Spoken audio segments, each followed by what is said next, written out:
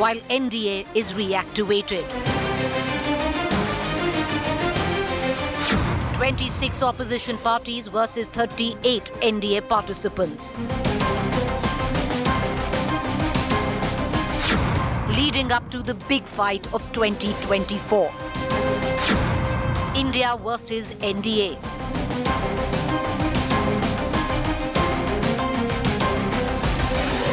Challenges for both. Will BJP be more inclusive of its junior partners? Can India set aside internal differences? India versus NDA. It's game on.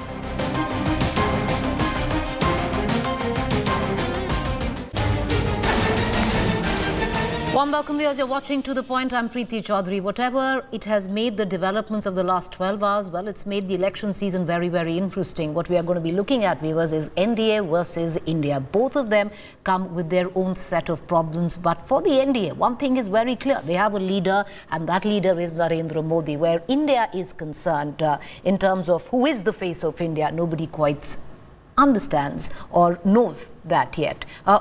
India, the alliance says, it's for later. These are small things, will be sorted out.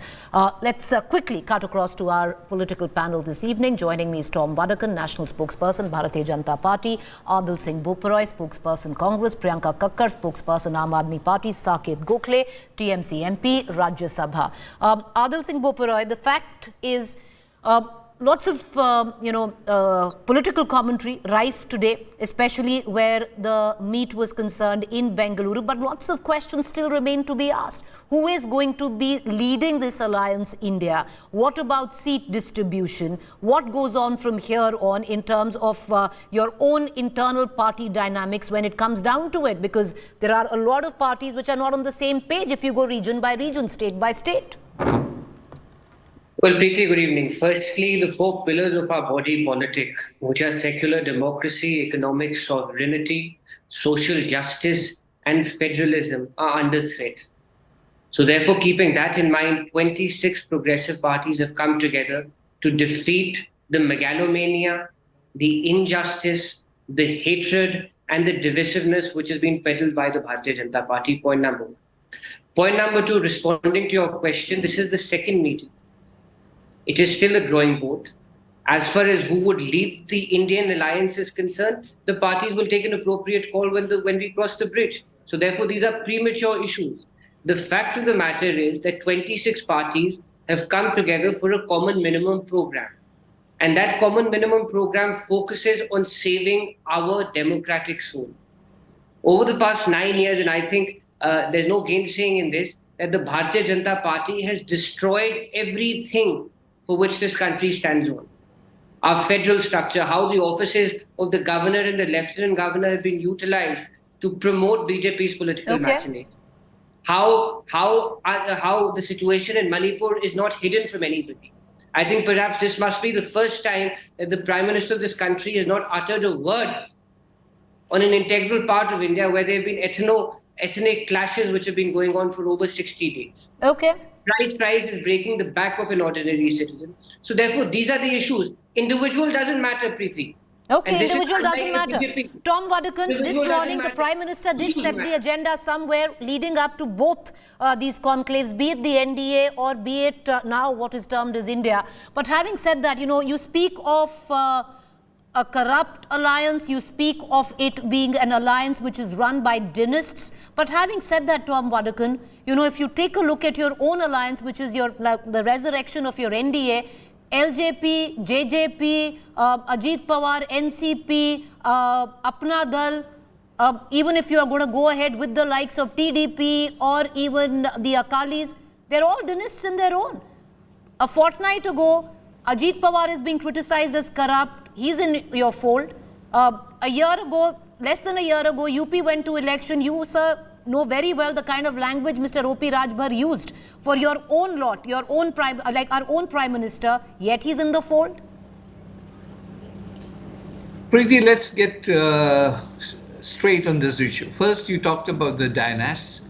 Then you talked about the corruption. This is phase one.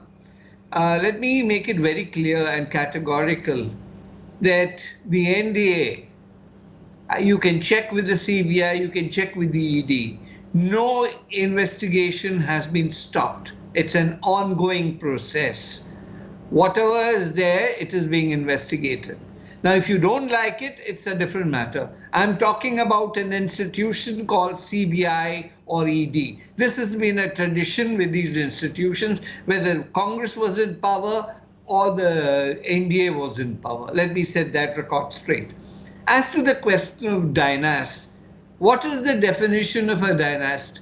When you have a number 2 position ready to take over. It is not about your family members getting a ticket. This is about a number 2 coming and grafting power of a political party, whether it is. But Mr. Tom Vadakan, what happened with the JJP? What happened with the LJP? What happened with Apna Dal? These are all dynast parties, sir. Let me complete. Please. You may have a different view of a dynasty. So it's not a view. This is what it is. These are the parties which are dynastic parties. Pawar has Supriya ready. This is grafting. When a person in your organization knows that he cannot be on the top job, then what kind of a party or company are you running?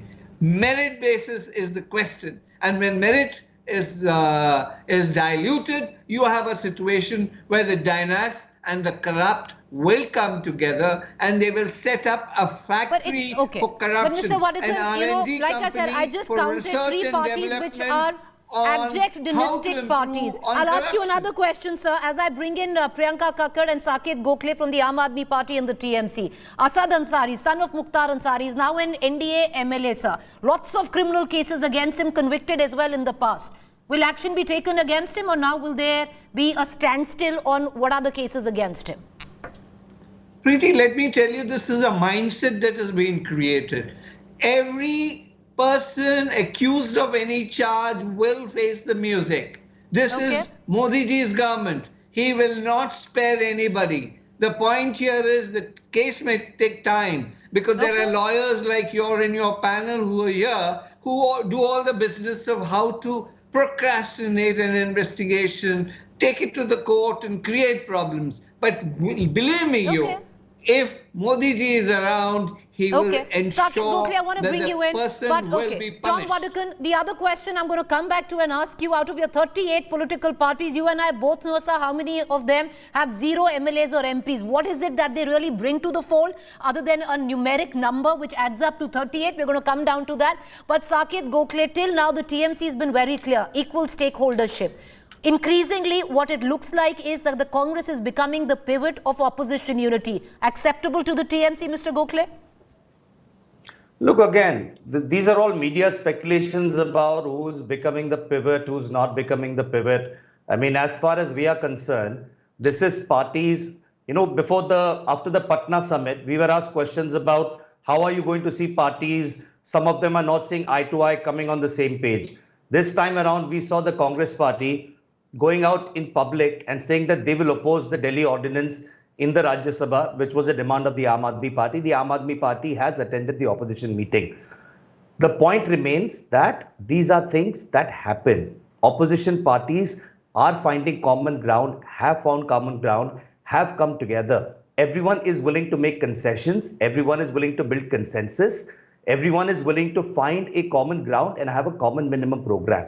Now, these attacks such as, you know, dynastic parties and corrupt parties and this and that, I'm very proud to say that I got elected to the Rajya Sabha yesterday on my merit. I don't belong to any political dynasty. However, on the other side, every corrupt person that exists today is taken to the BJP, given money to topple a government, and then they are sent to the Rajya Sabha, given ministerial positions, be it Ajit Pawar, be it Eknath Shinde, be it any of that. So when the BJP spokesperson says that people will have to face the music under Mr. Modi, what he means is that Mr. Modi will send the CBI, he will break down their party, and he will get them into his own party. The other problem with this joke of 38 parties getting together in the NDA is that BJP has shown one track record over the 9 years.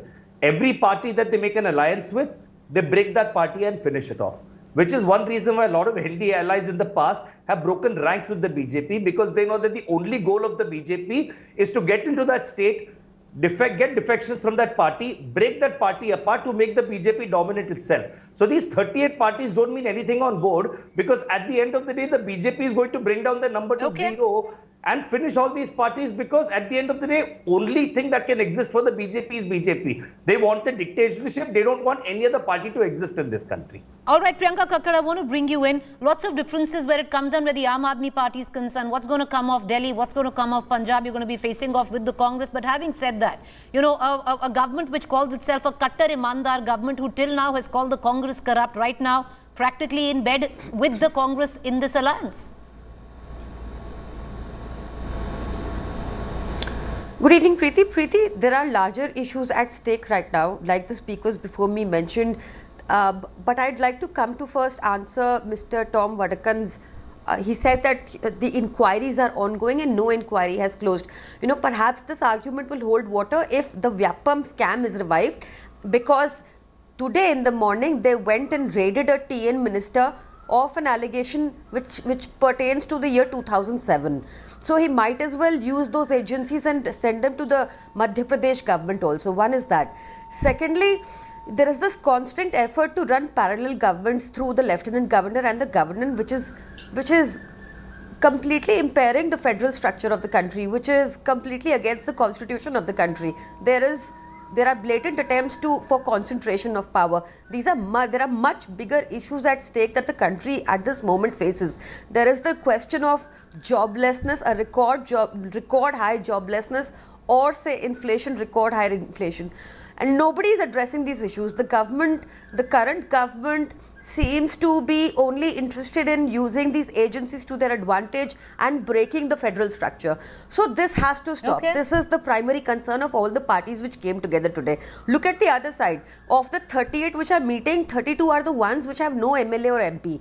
Of the 6 remaining, there is one Akali Dal which clearly in 2020 said that NDA is in the habit of using its allies as stepneys and spare tires. That was their word. Then they are relying on OP Rajbarji, who has called a PM whatnot.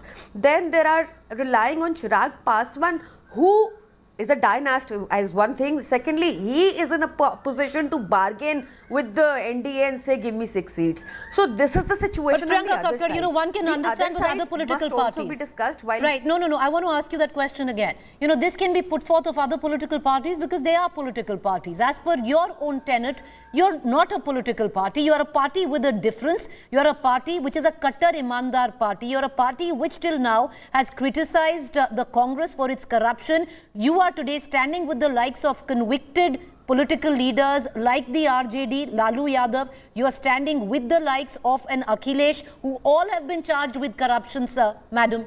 So, you know, what happens to the party of the difference, Aam Aadmi parties? Are those not issues anymore for the Aam Aadmi party? Is corruption not an issue anymore?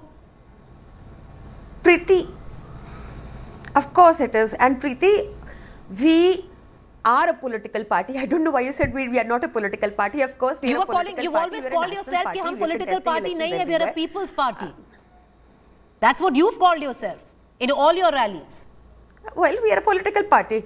We are a political party. Okay. Well, we are. All right, I'm glad you accept that. Okay. Elections. There is no denying that we are a national party. Yes.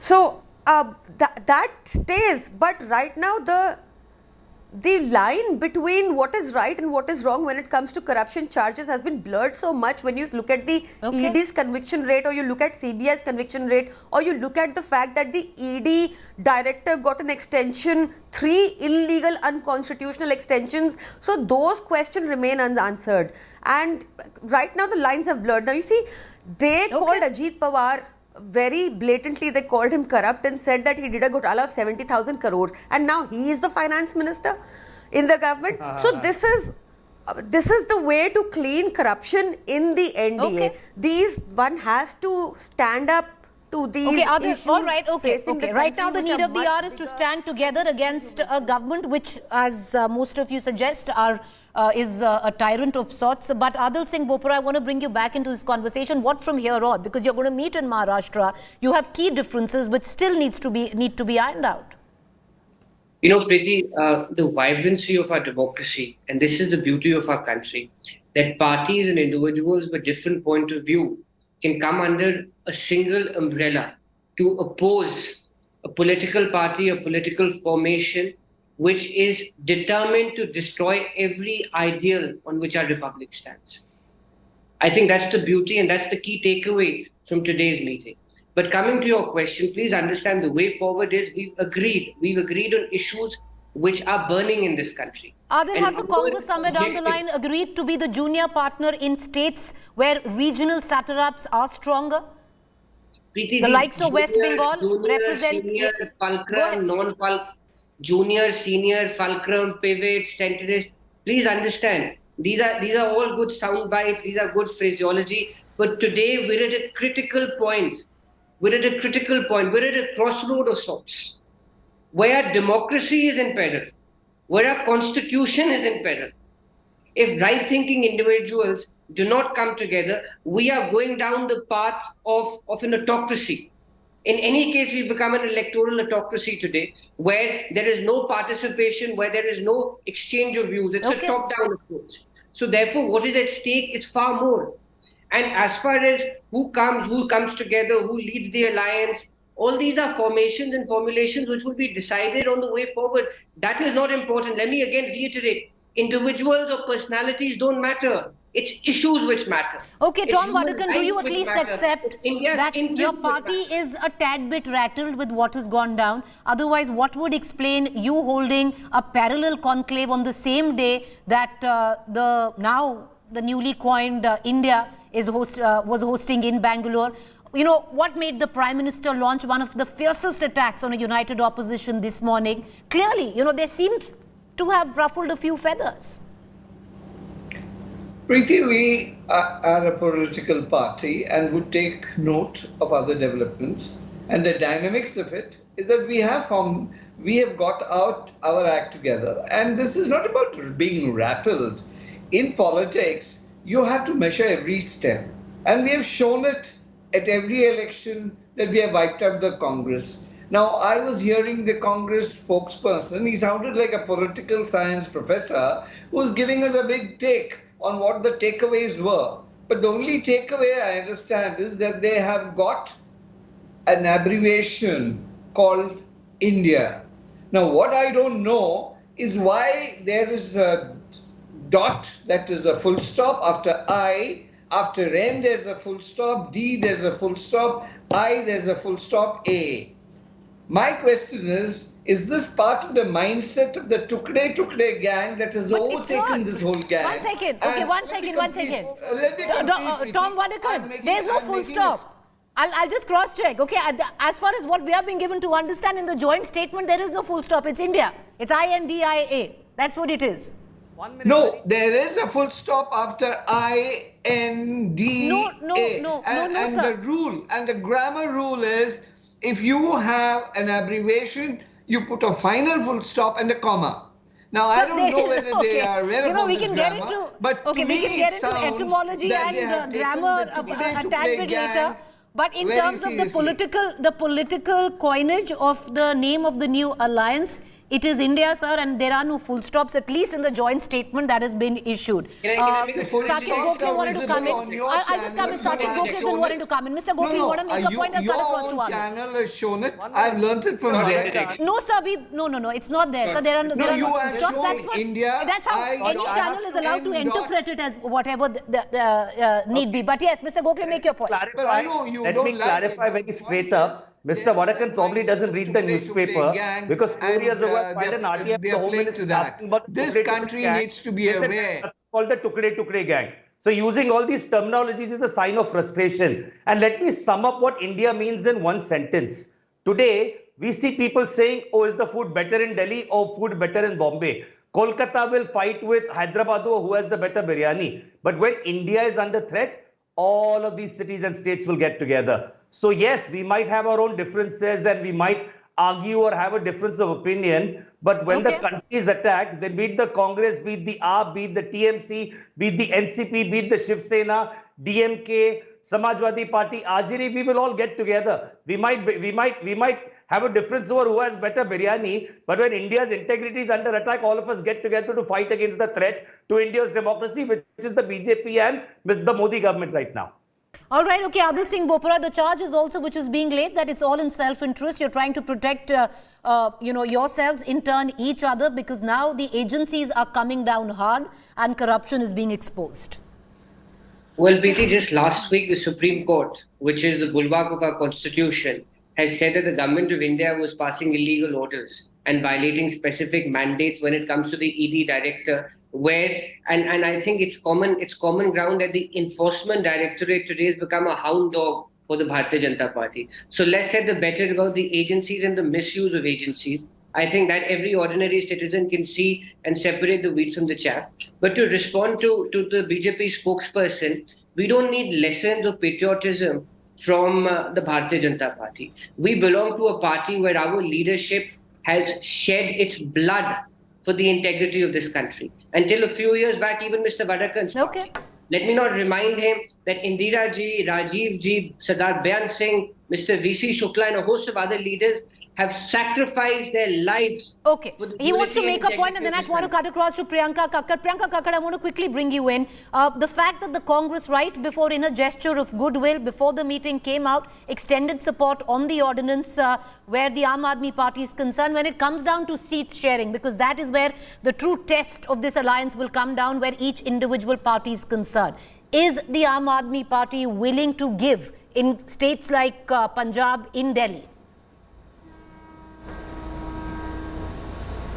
Preeti, these are questions left for the next meeting. It was announced very clearly today, so we'll have to wait until then. But yes, I'd like to tell the BJP, since he was questioning India with the full stops and called it Tukde gang, I think he has an objection to the idea of India and he should leave for Pakistan now. All right, okay, now that's let's not get into these rhetorics of leaving for Pakistan and all of that, but I need a bottle of water to drink, which your chief minister is not providing. I need a bottle of water to drink because every Delhiite has a right for a glass of water. Sir, you are incorrect. All the three water treatment plants are up and running. Provided by your chief minister, so you have just been a Bhajpai providing wrong information. Okay, no, right. I need a glass of Sir, water. My Okay. All right, sir. You know what I'm going to do is I'm going to end the show. Hopefully, all of us get a glass of water, because these heated debates are going to continue in this election season. But it's been a big day where Indian politics is concerned. We have a new alliance, especially where the opposition is concerned. It's called India. It's going to be India versus the NDA. Right now, 26 of India political parties there and 38 of the NDA, all coming down and to the numerical figure of 2024. Well, that's the general elections next year. A quick break. Up next, Rahul Kamal taking the conversation further.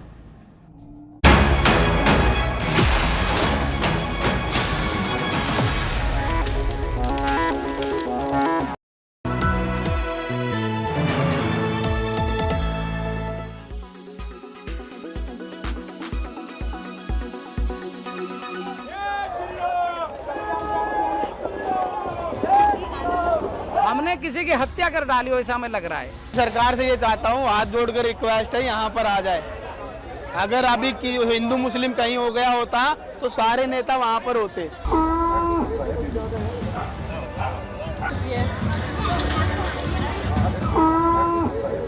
The blue-colored construction that you see there is a cow shelter located just below a bridge in Delhi. But the floods didn't spare it. And many cows and other animals were left stuck, battling for their lives. काफी गायें जो हैं वो पूरी डूब चुकी हैं, जिनके अंदर पेट में पानी भर चुका है। 3 सांड मैंने अपनी आंखों से देखे हैं जो पूरी तरह से फूल के और तैर रहे हैं उसमें, जो मर चुके हैं। अंदर स्नेक घूम रहे हैं, सांप घूम रहे हैं गौशाला में, और सांड आपस में लड़ रहे हैं। गाय एक दूसरे की तरफ भाग रही है, दौड़ रही है, टक्कर मार रही है। उनमें से गाय को पकड़ के रस्सा मारना और यहाँ तक लेके आना, आप देख लीजिए कि गौरक्षक गुंडे या सेवक है, आज यहाँ पता चल जाएगा। सारी गायों के रस्से बंधे हुए थे, अगर पानी का लेवल और बढ़ जाता तो वो गाय तो वहीं डूब के मर जाती सबकी सब। However, these Gaurakshaks allege that no one from the government came to the rescue. ये जमुना में ये गौशाला बना रखी है, 2-3 दिन पहले इनको नोटिस भी मिला होगा, ये गौशाला क्यों नहीं खाली करवाई गई? कोई भी सरकार की तरफ से मदद नहीं है। गौ सेवक लगे हुए हैं, गौरक्षक लगे हुए हैं, बस ये बोट जरूर आई थी, बाकी तो सारी गाय हम वहीं से खोल के और यहाँ तक ला रहे हैं और ट्रीटमेंट भी करा रहे हैं। कैसे ला रहे हैं? बोट के साथ 2-2 गाय बांध कर ला रहे हैं। इलाज चल रहा है, हमारे डॉक्टर भी हमारे पर्सनल आए हुए हैं। यहाँ तक तो दिल्ली सरकार ने वेटनरी डॉक्टर भी यहाँ पर अभी तक नहीं भेजे हैं। But as for the government, they're doing all they can. देखिए, उसके लिए NDRF की भी मदद दी जा रही है और डिस्ट्रिक्ट एडमिनिस्ट्रेशन को भी कहा गया है कि हर संभव मदद दी जाए और जानवरों को निकाल के सेफ जगहों पे लाया जाए। This man you see here is the owner of the cow shelter. He has been taking care of the shelter for the past 13 years. When asked why the shelter was constructed near a flood-prone area, he claimed to have never witnessed such a calamity here before. गौशाला है ना, वहाँ काफी अच्छी height करवा रखी है। मतलब आप पुल के लेवल में अगर आप जाओगे तो पुल का लेवल है पूरा, वो उस हिसाब से भराव करा के तो वहाँ गौशाला बनाई गई। जीवन में पहली बार ऐसा अनुभव हुआ, आपको बताएं। और बाढ़ तो हर साल आई, पर वो पानी बार जमुना में आशीर्वाद देके चली गई। Meanwhile, animal rescue scenes across Delhi NCR were also witnessed. In Noida also, many dog shelters were found inundated with rainwater. On 13th July at about 4:30, the flood water started entering our shelter. We started evacuating dogs. We have about 350 sick dogs, and we managed to evacuate almost all of them so far, after rescue operations of about 30-35 hours. We have lost our entire solar panels, our entire refrigerator, our appliances, our oxygen concentrator, our treatment tables, all our medicines, food, everything. We have lost everything. Thankfully, our dogs are safe. We've had a few casualties as well because of drowning. We hope that the water that has crippled the lives of not just humans but also of our communities, animals and wildlife recedes and normalcy prevails.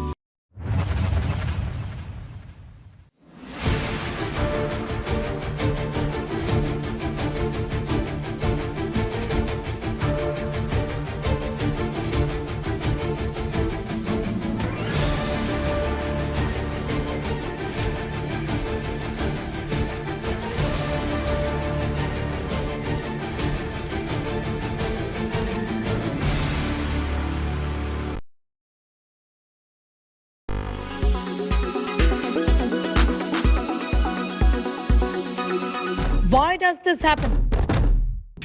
Let me tell you the science behind it.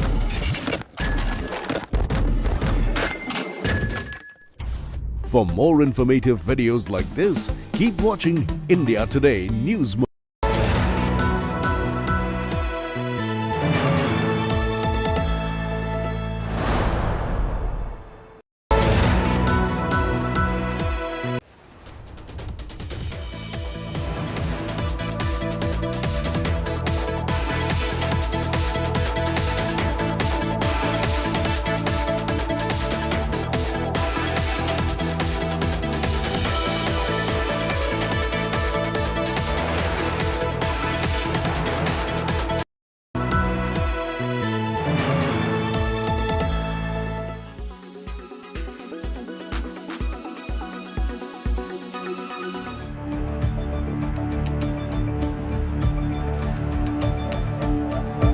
When Seema Haider reached India, she declared that she had married Sachin in Nepal itself and that she had accepted Hinduism. In India, Seema Haider was seen practicing all rituals of a Hindu married woman, even puja and bhajans. A Muslim woman from Pakistan leaving her husband, living in India and adopting Hinduism. For the radical Muslims of Pakistan, this was no less than a crime. And so the frustrated fundamentalists started threatening the Hindu community in Pakistan. Make no mistake, this was no empty threat. The rocket launchers that were used by Pakistani terrorists are now being used on Hindu temples. However, Pakistan is claiming that the attack on Hindu temple was the handiwork of local dacoits. Reports suggest a gang of dacoits attacked a temple in Pakistan's southern Sindh province. The attack was carried out in the Kashmir area where rocket launchers were fired at Hindu temples and houses. Fortunately, the temple was closed. It is maintained by the Bagdi community and is opened only once a year. Kashmir police says 8 to 9 people were involved in the attack. Pakistan police also suspect that this attack may be linked to Seema Haider's PUBG love story, as fundamentalists had threatened the Hindu community. Shri मेरी माता का मंदिर है जिसको मुसलमान किया जा रहा है. A similar attack took place a few days ago when bulldozers demolished a Hindu shrine. This is not the first time Hindus have been under attack in Pakistan, in the Sindh province especially. Hindus are systematically persecuted and forcibly converted. Bureau Report, India Today.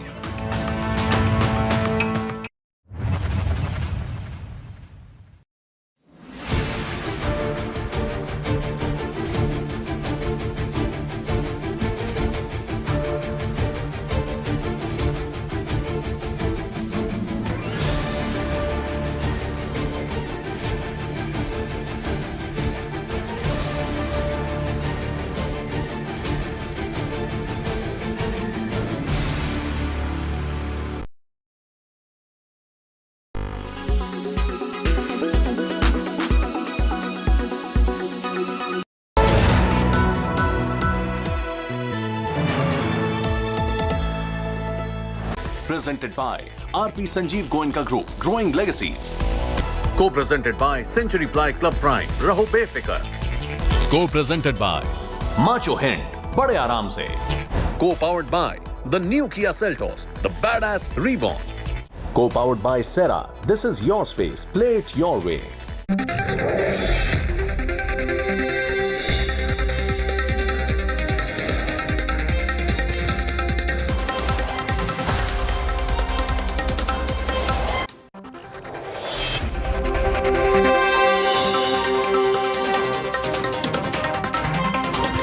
Good evening and welcome. You're watching the news track. I'm Rahul Kamal. India versus NDA. That's how the opposition wants to position the battle for 2024. NDA allies meeting in the capital at this time. How does the Indian voter perceive the NDA formation and the opposition alliance? We'll bring you the results of the C-Voter political stock exchange on these alliances which are being built up, and that's my top focus on the news track.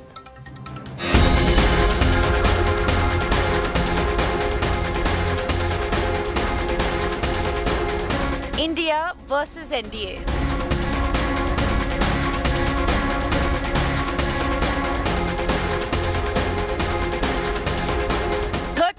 versus 26.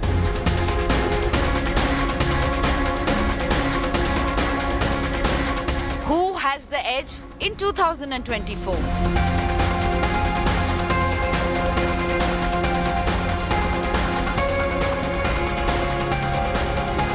Alliance War decoded.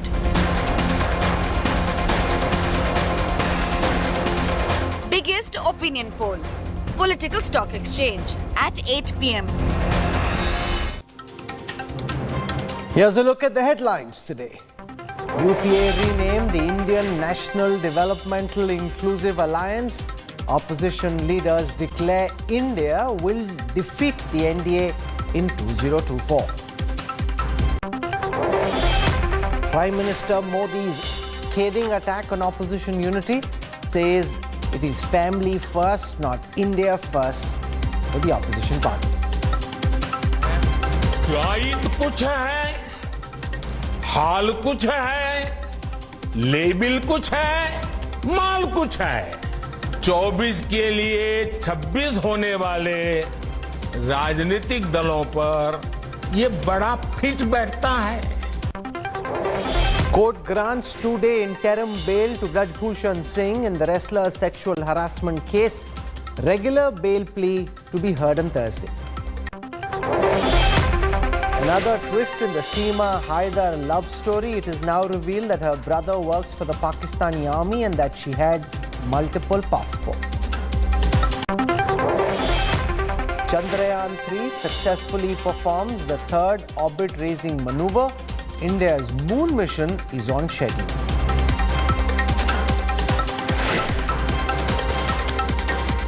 The UPA is now INDIA, Indian National Developmental Inclusive Alliance.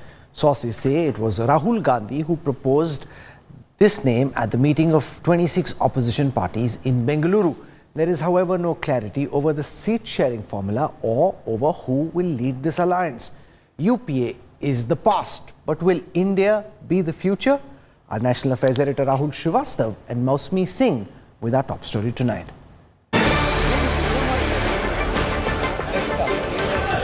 A giant stride by what was once a fractious opposition. 26 parties from the BJP camp across India co-opt India for their new nomenclature. Earlier, we worked with UPA. Now, with all 26 parties, a new name is given, that is Indian National Developmental Inclusive Alliance. India, an acronym for the Indian National Development Inclusive Alliance. Insiders say the naming of what's officially now a unified coalition of 26 parties was proposed by Congress leader Rahul Gandhi. The fight is about two different ideas of India. And while we were having this discussion, this name frankly emerged from the discussion because we asked ourselves, what is the fight? Who is the fight between? And we realized the fight is not between two political formations. The fight is a fight to defend the idea of India. The sun sets on the UPA, the United Progressive Alliance, which ruled the country from 2004 to 2014. The day dawns on the Indian National Development Inclusive Alliance, or India, which seeks to unseat the BJP-led NDA in 2024. The formalized opposition alliance will have its own secretariat in the national capital. And what we are doing here as a group is we are defending the Indian Constitution. We are defending the voice of the Indian people. We are defending the idea of our great country, the idea of India. TMC leader Mamata Banerjee, former Maharashtra Chief Minister Uddhav Thackeray also emphasized the metaphor in the new name. India जीतेगा, भाजपा हारेगा. भारत जीतेगा, भाजपा हारेगा. तानाशाही के खिलाफ जनता इकट्ठा हो रही है. कुछ लोगों को ऐसे लग रहा है कि परिवार के लिए लड़ाई लड़ रहे हैं. हाँ, देश हमारा परिवार है और इस परिवार के लिए हम लड़ रहे हैं. देश ही हमारा परिवार है. The India coalition will next meet in Mumbai. An 11-member coordination committee will then be set up to chalk out future course of action, including seat sharing, campaign plans and the leadership issue. Seat sharing को लेके एक बड़ा मसला है कि आप लोग seat sharing कैसे करेंगे और प्रधानमंत्री इसको करप्ट अलायंस घोषित कर रहे हैं कि नेशनल करप्ट अलायंस है. देखिए, ये कोई बड़ी बात नहीं. मैंने कहा कि 11 लोगों की कमेटी जो बना रहे हैं उसमें ये सब डिस्कशन होगा और सीट शेयरिंग तो एक हो जाएगा. जहाँ कैसा करना ये हमारे अभी सभी नेता लोग मिलके और कमेटी मिलके वो तय करेगी. उसकी कोई बड़ी बात नहीं. The unified opposition perches on the plank of economic development and inclusivity as it prepares to fight the mighty BJP in the Lok Sabha elections due next year. इन्होंने इकोनॉमी बर्बाद कर दी, इन्होंने रेलवे बर्बाद कर दी, सारे एयरपोर्ट बेच दिए, इन्होंने जहाज बेच दिए, आसमान बेच दिया, धरती बेच दी, पाताल बेच दिया, सब कुछ इन्होंने अपने लोगों को बेच दिया, कोई कसर नहीं छोड़ी. आज देश में हर आदमी दुखी है. An initiative of the Bihar Chief Minister and his deputy spanning months. An array of opposition parties seems to have cemented their strained ties at Bengaluru. Over now to Mumbai for how they can take the lines forward. Well, the opposition leaders could pat their back for finalizing India as the name of the mega alliance. But the biggest challenge is that how would you get India to rally against Prime Minister Narendra Modi? Perhaps the next meeting in Mumbai could spell out the contours and in fact give a clearer picture, but it's easier said than done. With video journalist Dalveer Singh, this is Mausmi Singh in Bengaluru for India Today. Meanwhile, a crucial NDA meeting is also underway in the capital. 37 parties under the leadership of the BJP have come together to prepare their battle plan for the next year election. Prime Minister Modi set the tone for the mega poll clash by launching a blistering attack at the united opposition, branding their meeting Kattar Bhrashtachari Sammelan, or a meeting of hardcore corrupt parties. A larger NDA is rising. If the opposition was uniting in Bengaluru, in New Delhi, an NDA revival was taking place. 37 political parties got together under the leadership of the BJP to brainstorm ahead of the 2024 elections. The timing of the NDA huddle not lost on anyone. It came just an hour after the united opposition meet concluded and posed a scathing attack by the Prime Minister, who labelled the Bengaluru meeting a convention of corrupt dynasts. ये लोग कितने चेहरे लगाकर बैठे हैं। जब ये लोग कैमरे के सामने एक फ्रेम में आ जाते हैं तो पहला विचार देश के सामने क्या आता है? पहला विचार देश के लोगों के मन में यही आता है, पूरा फ्रेम देख करके देशवासी यही बोल उठता है, लाखों करोड़ों रुपए का भ्रष्टाचार। इन परिवारवादियों का मंत्र है of the family, by the family, for the family. Family first, nation nothing. इन लोगों का मोटो है, इनकी यही प्रेरणा है। नफरत है, घोटाले हैं, तुष्टिकरण है, मनकाले हैं। परिवारवाद की आग के दशकों से देश हवाले हैं। The Prime Minister also declared that NDA was a time-tested alliance which sought to further national progress. The NDA revival has been in the works for some time now and got a boost on Monday with Chirag Paswan returning to the fold. जब गठबंधन होता है वो मंत्री बनने के लिए तो नहीं होता, कम से कम खासतौर पर मैं जिस परिवार से आता हूं, मेरे लिए मंत्री बनना या मंत्री पद वो मायने नहीं रखता। मैंने अपने नेता, अपने पिता आदरणीय रामविलास पासवान जी को निरंतरता में देखा है, तो मैं समझता हूं कि मंत्री पद एक बहुत बड़ी जिम्मेदारी होती है। Now the stage is set for State of War 2024. It is now clear that the fight for 2024 will be a battle of alliances. While the opposition is yet to get clear its seat-sharing formula or even the face that will lead the coalition, the NDA is clear that they're going to fight the 2024 elections on the Prime Minister's name. Now, who gets the right combination of arithmetic and chemistry? That India will decide. With Himanshu Mishra and Aishwarya Paliwal, Polami Saha in Delhi for India Today. So it's NDA versus India. We have some questions put out by Sea Voter as part of their tracker poll. We'll put them out in a moment, but I want to spend a moment on the battle of the acronyms. NDA, the National Democratic Alliance, versus India, where you've got Indian, you've got national, you've got developmental, you've got inclusive, and you've got alliance. Is that an idea that can catch on?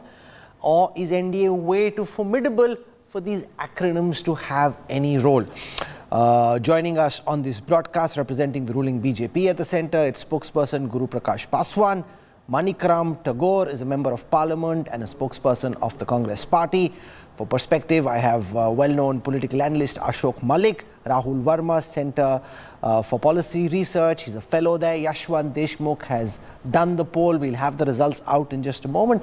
And joining me from Bengaluru will be our political editor, Rahul Srivastav. Ashok Malik, I come to you first.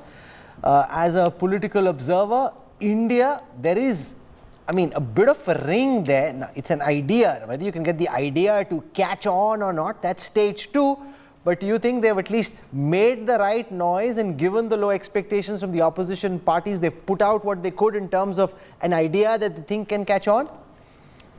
Look, India as an acronym is certainly an intelligent acronym. They've ensured they're going to get headlines tomorrow morning because it is catchy. Acronyms always have an impact. But having said that, Rahul, with due respects, people don't vote for coalitions. They don't vote for the NDA. They don't vote for India. They don't vote for UPA. They vote for either parties or individuals. In the case of the 24 election, you're either going to vote for Modi and whoever Modi is endorsing in your constituency, or you're going to vote against Modi. That is also possible if you, for some reason, you don't like him. So, to be honest, the acronym is intelligent and smart, but beyond the point, it's not going to catch on. It doesn't need to catch on. Rahul Verma, a smart, intelligent acronym may be, but not necessarily an idea that can catch on, because it takes much more than an acronym to get somebody to vote for you.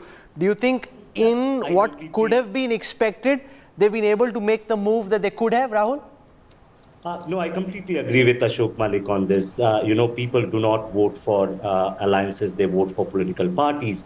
See, I think if you are an opposition party supporter or a sympathizer at the moment, what you can take away from these two meetings, first in Patna and Bangalore, that at least they are showing more seriousness than last time. In the run-up to 2019 polls. So at least there are meetings taking place. They're trying to sort out issues and on things that could have led to bickering between political parties. There is some giveaway from each of these players. Congress is saying that they're not in the race for PM.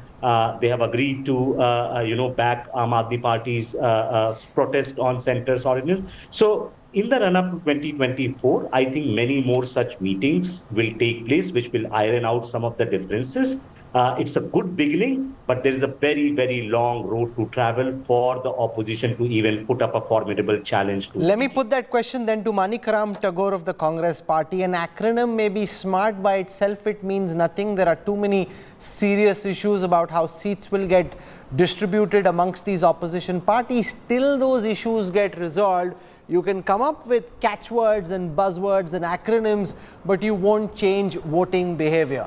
Let's start from there. Manikram Tagore. Thank you. I want to correct it. There is no Rao in my name. I'm only Manikam Tagore. Second is that... that's what I called you. But anyway, very important thing is that the 26th... No, I'm Manikam Tag. I'm not Rao. Main thing is that it is the 26 parties has come together on a platform for to fight against the hatred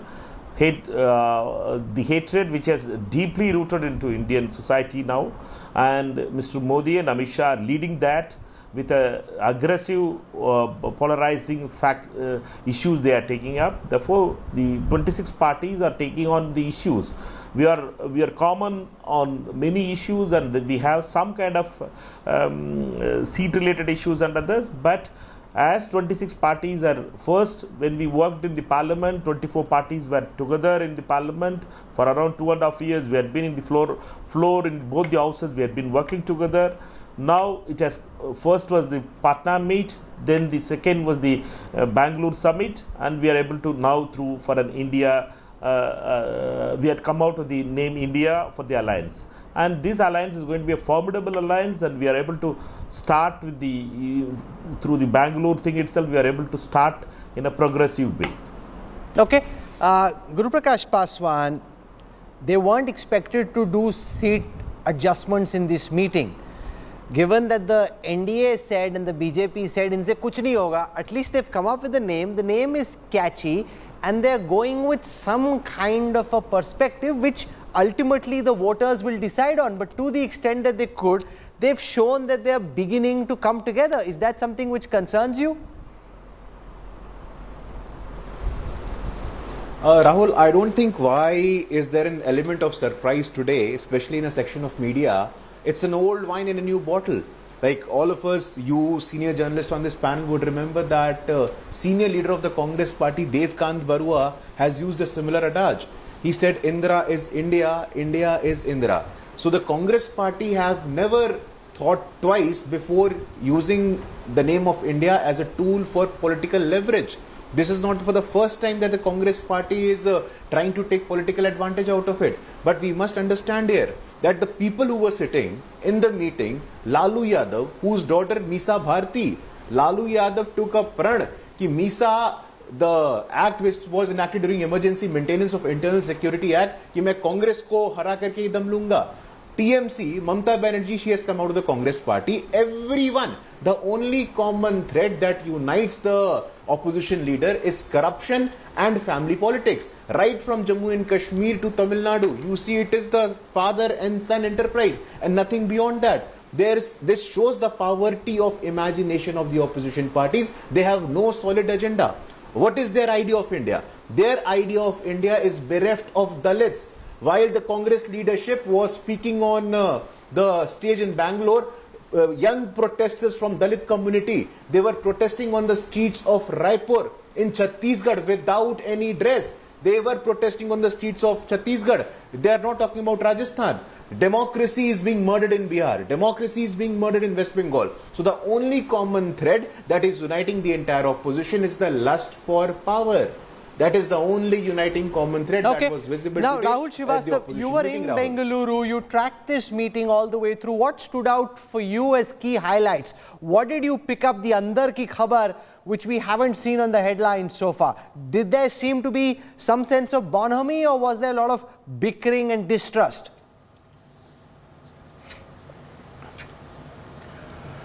Rahul, I have seen coalition formations since 1989. And I think this is the first time there is a certain palpable feeling of threat, which I have not seen earlier, that the Narendra Modi factor has become so consuming for these political parties that they feel that despite their differences, their need to come together is really burning right now. So much so, when do you recall, Rahul, in the last several years, Mamata Banerjee mentioning Sitaram Yechuri and D. Raja, CPM and CPI. Last few years, every time she mentions their names is to attack them politically. She did mention, that's a step back. Now it may not sound like something very big. I spoke to Sitaram Yechuri after the meeting and he said something very interesting, Rahul. He said that these alliances and seat sharing and other arrangements will be discussed at the state level. Means each state can come up with, it will be a national picture, but each state coordination unit will come up with its own combination. So I asked him about Bengal. So he very clearly said in Bengal it is going to be a TMC versus the BJP versus the Congress and the left alliance.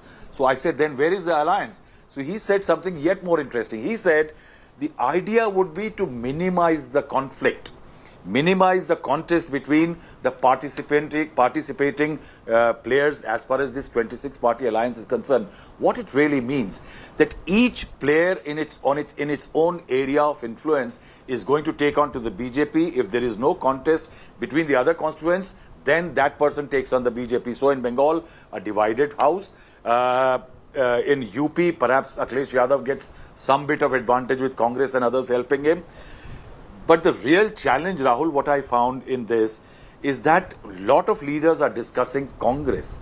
What they are talking about, that out of the 330 seats in North and Northwest India, NDA won 298, BJP won 255, and barring UP and a couple of states, Congress is the main rival. So eventually the Congress has to come up. The Congress to pull it up, it may have moved a little more to the pivot of being the pivot of this grand alliance. But the problem here is that all these parties, when they come, they may not be able to help the Congress as much as the Congress can actually help them. I think it's going to be a very difficult alliance to... So what happens next, Rahul? When are they planning to meet? Where will that meeting be held? Will they try and appoint a convener? How are they thinking about having a common minimum program, or do they just keep it fluid? Yes, Rahul, quick answers to all of them. One, this alliance, interestingly, the initial proposal was not India, it was We for India, which eventually it seems that it came from the Rahul Gandhi's back team. It has come up with the idea and it was pushed here and everybody took it. Second, the next meeting is in Bombay. The date is to be fixed. Mumbai, the date is yet to be fixed. There is going to be no prime ministerial face. Most of the participants I spoke to off record, and Sitaram Yechuri and D. Raja on record have said there is going to be no face. It's going to be a collective effort. A convener is in the works. They will have to decide who it will be, but they don't want to rush it in because there could well be problems. They want to gauge who's feeling what. And there are going to be state level coordination meetings very soon. They are going to have people who will lead them, and each state will start having meetings for campaign, for seat sharing, and all those follow-ups. So one little step forward taken, a big giant leap for hope for the opposition parties. But yes, I think a lot of task needs to be done. On our screen right now, images from the Ashoka Hotel where the NDA partners are meeting. Now remember, the NDA partners are more in number, but if you look at the vote share and seat share of some of these parties, that's actually very small. So while you've got the BJP, which is the mega party in that NDA alliance, quite a few of the parties. So you got the BJP, the Shiv Sena faction, the Lok Jan Shakti party, which has 6 MPs, the NCP, which has 5 MPs on the side of Ajit Pawar. The rest of them, the AIDMK, the NDPP, the RLP, the AGSUP, the MNF, NPF, some of the northeastern parties are 1 MP each, and a lot of them have no MPs. The PMK, the AGF, the BPF, the AINRC, a lot of these are really small parties with a very small fraction of the vote share. So let me put that question to Guru Prakash Paswan, that if you leave aside the first few parties and primarily just the BJP, the Shiv Sena faction, NCP faction and the LJP, the others are very small parties. You are making it seem as if it's 38 versus 26. अरे sir वो नीचे वाली parties का तो 0, 1, 1, 0 ऐसे करके seat share है, and vote share also is a fraction. No, Rahul, I think you can say the same thing for Rashtriya Janata Dal as well. Rashtriya Janata Dal, that is being pitched as the most important ally of the opposition group. They have 0 MPs. They have 0 member of parliament in Lok Sabha. Can you believe that? Rashtriya Lok Dal, Jayant Chaudhary, how many MPs do they have? They have similar numbers. We have to understand one thing. No party is small or big in a democracy. National Democratic Alliance today completed 25 years of its successful existence. When NDA took birth, former Prime Minister Bharat Ratna Atal Bihari Vajpayee ji said Gathbandhan Dharma. Even a coalition or an alliance is akin to dharma for us. We have experience of running a government with more than 25 political parties. They were ideologically polar opposites. We had Farooq Abdullah ji, we had Mamta Didi, we had N. Chandrababu Naidu in that alliance. So we have to understand here that at 25 years of National Democratic Alliance, which has been a most successful experiment in the history of Indian politics. And together, I think even today, you look at the figure in the Lok Sabha, more than 320 member of parliament NDA has in the Lok Sabha, which single-handedly BJP has 303, which shows that the people of India have made up their mind for giving stable verdict, which we saw in 2014, which we saw even bigger mandate in 2019, which we are increasingly seeing in states as well. So I think every political party has a role to play. Everyone is a relevant stakeholder. Okay. Be it a Suhel Dev Bharatiya Samaj Party in Uttar Pradesh, be it Chirag Paswan, be it Pashupati Paras, everyone has a significant role to play in a democracy, Rahul. So I want to come now to some of the questions from that political stock exchange tracker with Yashwant Deshmukh of Seep Voter who joins us. And the question is, if Rahul Gandhi doesn't get relief, who amongst the opposition parties is best suited to be the face of this opposition? Remember, this is the question. Now let's see what respondents are saying in this Seep Voter tracker. Surprisingly and interestingly, Priyanka Gandhi, who isn't really being projected in any real form as the Congress's face, she comes out on top at 33% of the respondents saying they'd like to see Priyanka as the face of the opposition. Nitish Kumar comes in at 14%, which is also the number of respondents who are backing Arvind Kejriwal, and Mamta Banerjee comes in 4th at 10%. So let me put this question to Yashwant Deshmukh.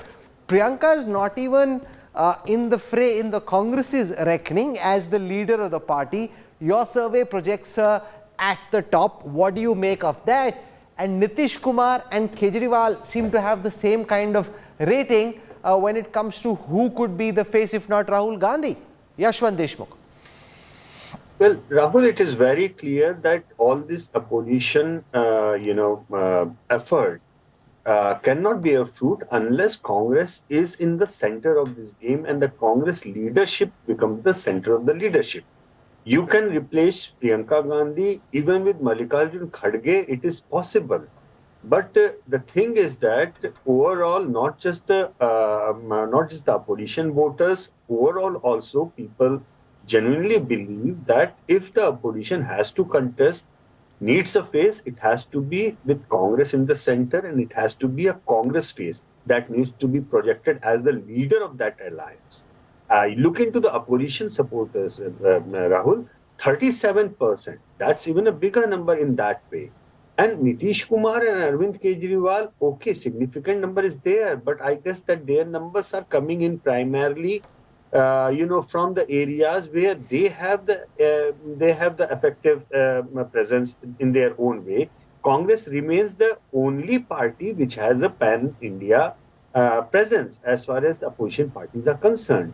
So I am not at all surprised. In fact, I have been saying this all along that this effort will be useful only if Congress plays the central role and the Congress leadership, no matter what which phase that is, the Congress leadership, plays the central role. And Rahul, just to remind everybody that see how much impact the presence of Sonia Gandhi has done.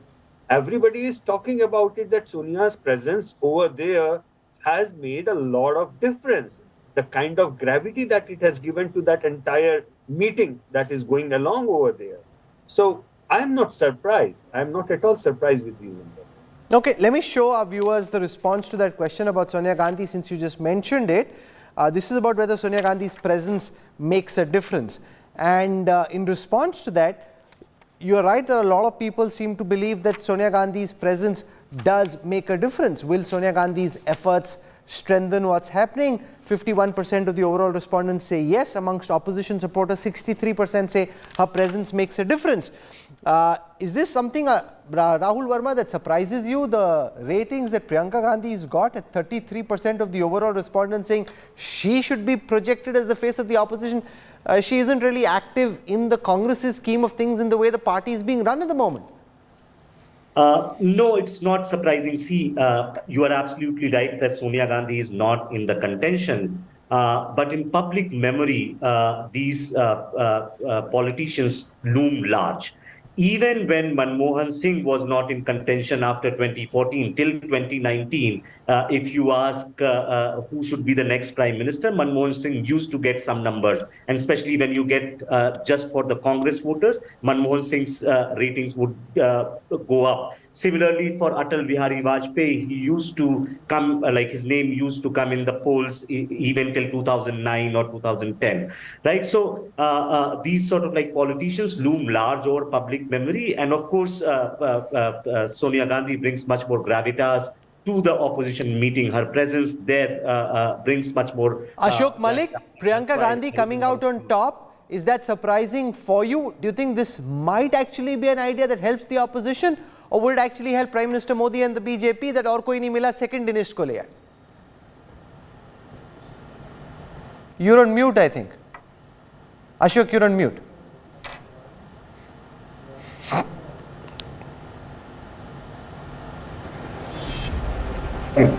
But yeah, I think there are two reasons why Priyanka Gandhi's name got mentioned, because Congress is the party with the largest footprint geographically among the opposition parties, and obviously it simply scores the highest, its leader will score the highest. I don't believe the opposition will put up a face, because the moment it puts up a face, whoever the face is, the contradiction between the credibility of that face and the popularity and appeal of Mr. Modi will come to the fore. I think they will try and de-link this election to the degree possible from a presidential contest. Who's best suited to be convener? Look, obviously somebody who all the parties trust, not somebody from the CPM, because Trinamool won't trust that the convener. Is there anyone who's deemed trustworthy enough by everyone according to you? The market is really out for a new generation, Harkishan Singh Surjit or Chandrasekhar. I don't think they exist anymore. Rahul Srivastav, is there anyone who seems trustworthy enough, since trust is such a thing which is very difficult to define. Is there anyone who's trustworthy enough for everyone? See, Rahul, if you actually मन की बात अगर पूछेंगे तो I can count at least 15 or 20 of them. But the key factor is that if you see the initial movement and the attempts to get Arvind Kejriwal, two people have played very significant role. That is Mamata Banerjee from behind, but Nitish Kumar, it could well be. Remember, he has the backing of somebody like Arvind Kejriwal, Mamata Banerjee and others. Also, Lalu Prasad Yadav, his current partner in the Mahagathbandhan in Bihar, is keen that he should take the national platform and leave the space open for Tejasvi Yadav. So, Nitish Kumar just seems more amenable and more affable than most others, just at this moment, but that's from the outside. Now, dil mein kya hai, that we don't know for the time being. Manikram Tagore, your sense of Priyanka Gandhi Vadra coming out at 33% of overall respondents, 37% of opposition supporters pushing for her over everybody else. So, there is no Mallikarjun Kharge in that list. Nitish Kumar is at 14, Arvind Kejriwal is at 14, Mamata Banerjee at 10 and Priyanka Gandhi Vadra at 33.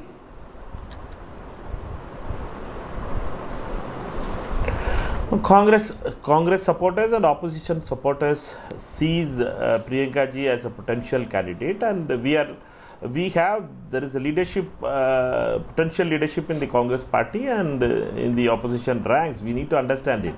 But when we are going to work with other parties, we don't want to get into that topic now. We wanted to go with the issues on which the country is suffering. We want the issues to be discussed more than the personalities, and our Congress leadership is not eager to take over that. I'm just going to have to end this for a moment because the Prime Minister has just started speaking at that NDA meeting. Let's listen to what he's saying to all the NDA members.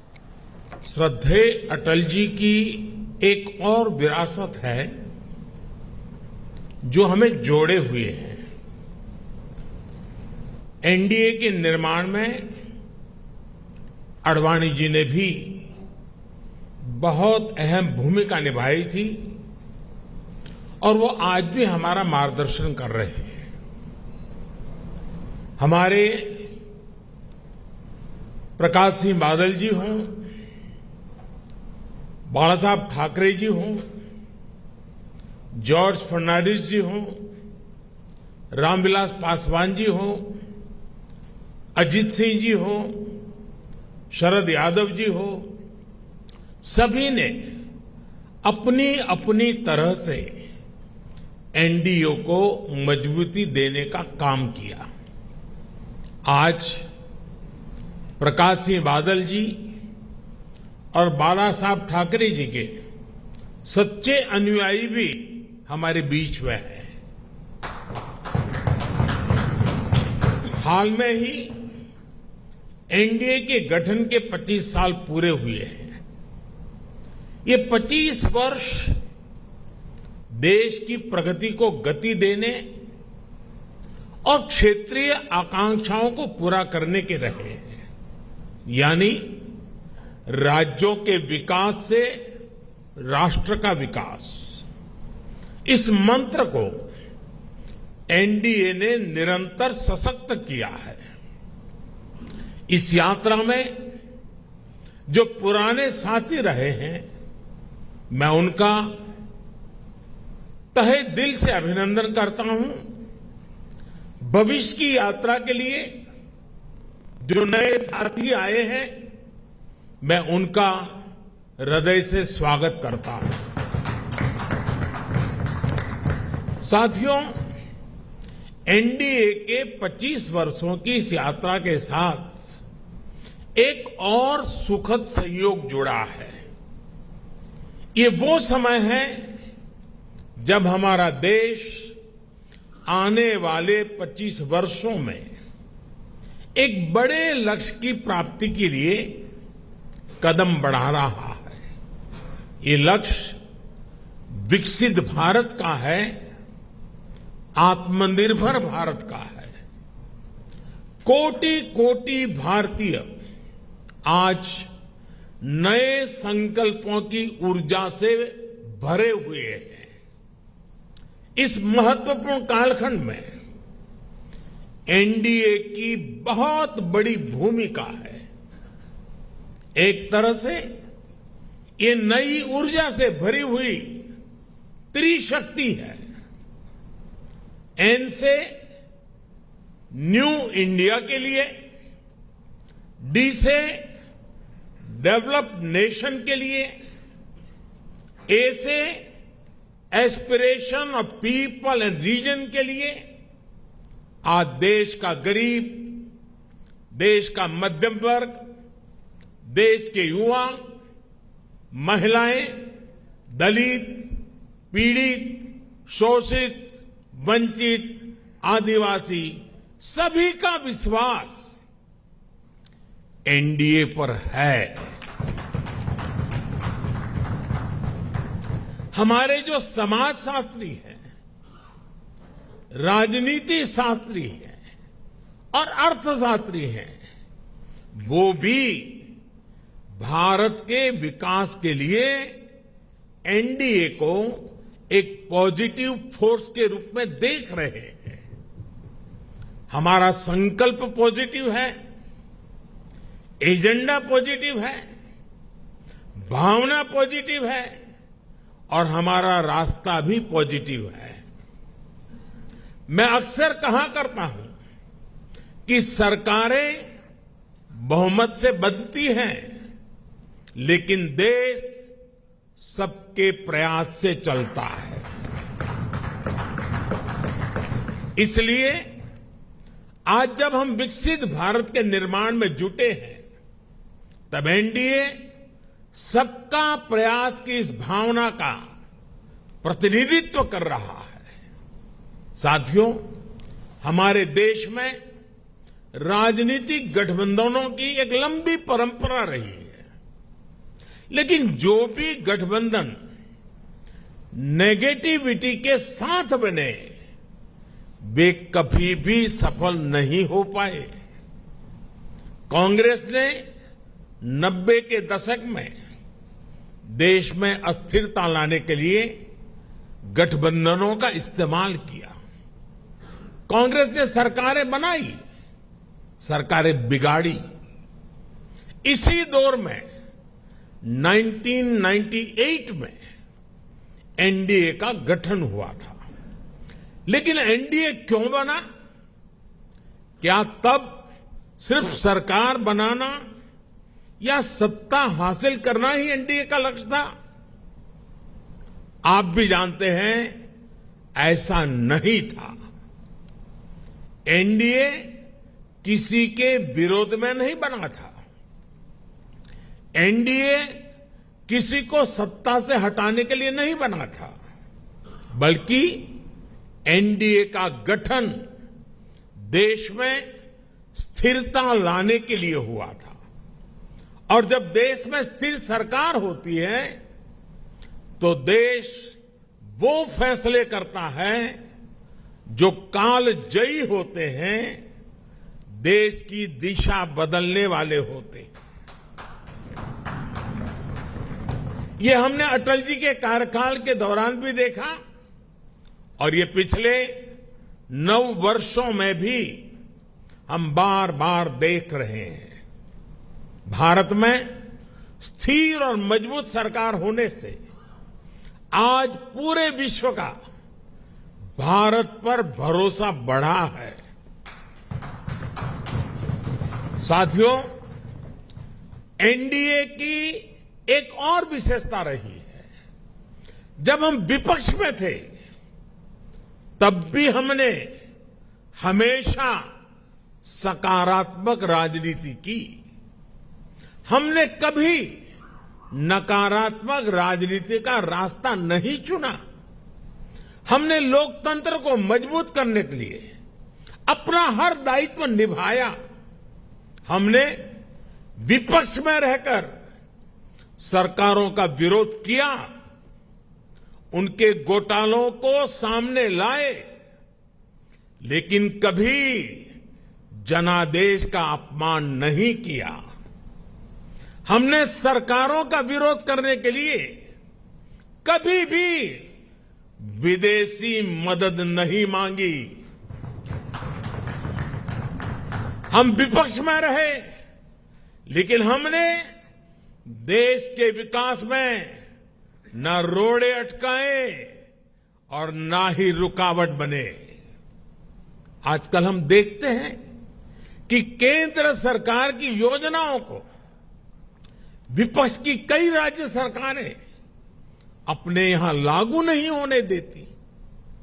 अगर ये योजनाएं लागू होती भी हैं तो उन्हें रफ्तार नहीं पकड़ने दी जाती।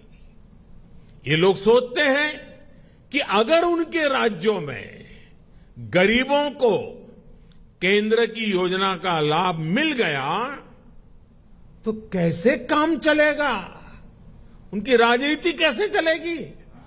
मुझे याद है, गरीबों के घर के लिए, हर घर जल के लिए, आयुष्मान भारत योजना के लिए कितनी ही बार विपक्ष के मुख्यमंत्रियों को मुझे चिट्ठियां लिखनी पड़ती है, लेकिन ये लोग गरीब के कल्याण को भी राजनीतिक नफा नुकसान से ही तोलते रहे हैं।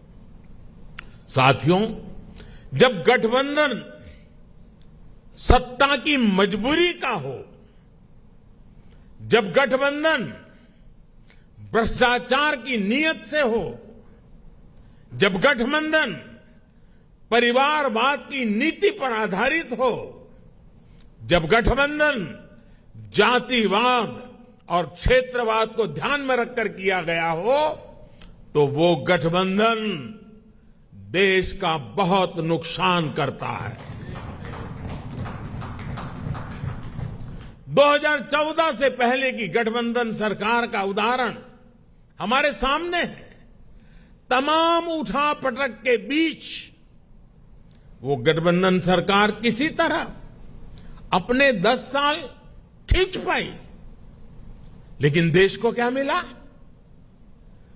प्राइम मिनिस्टर के ऊपर भी एक आला कमान, पॉलिसी पैरालिसिस, निर्णय लेने में अक्षमता, भांति भांति के पावर सेंटर्स, अव्यवस्था और अविश्वास, खींचतान और करप्शन, लाखों करोड़ों के घोटाले।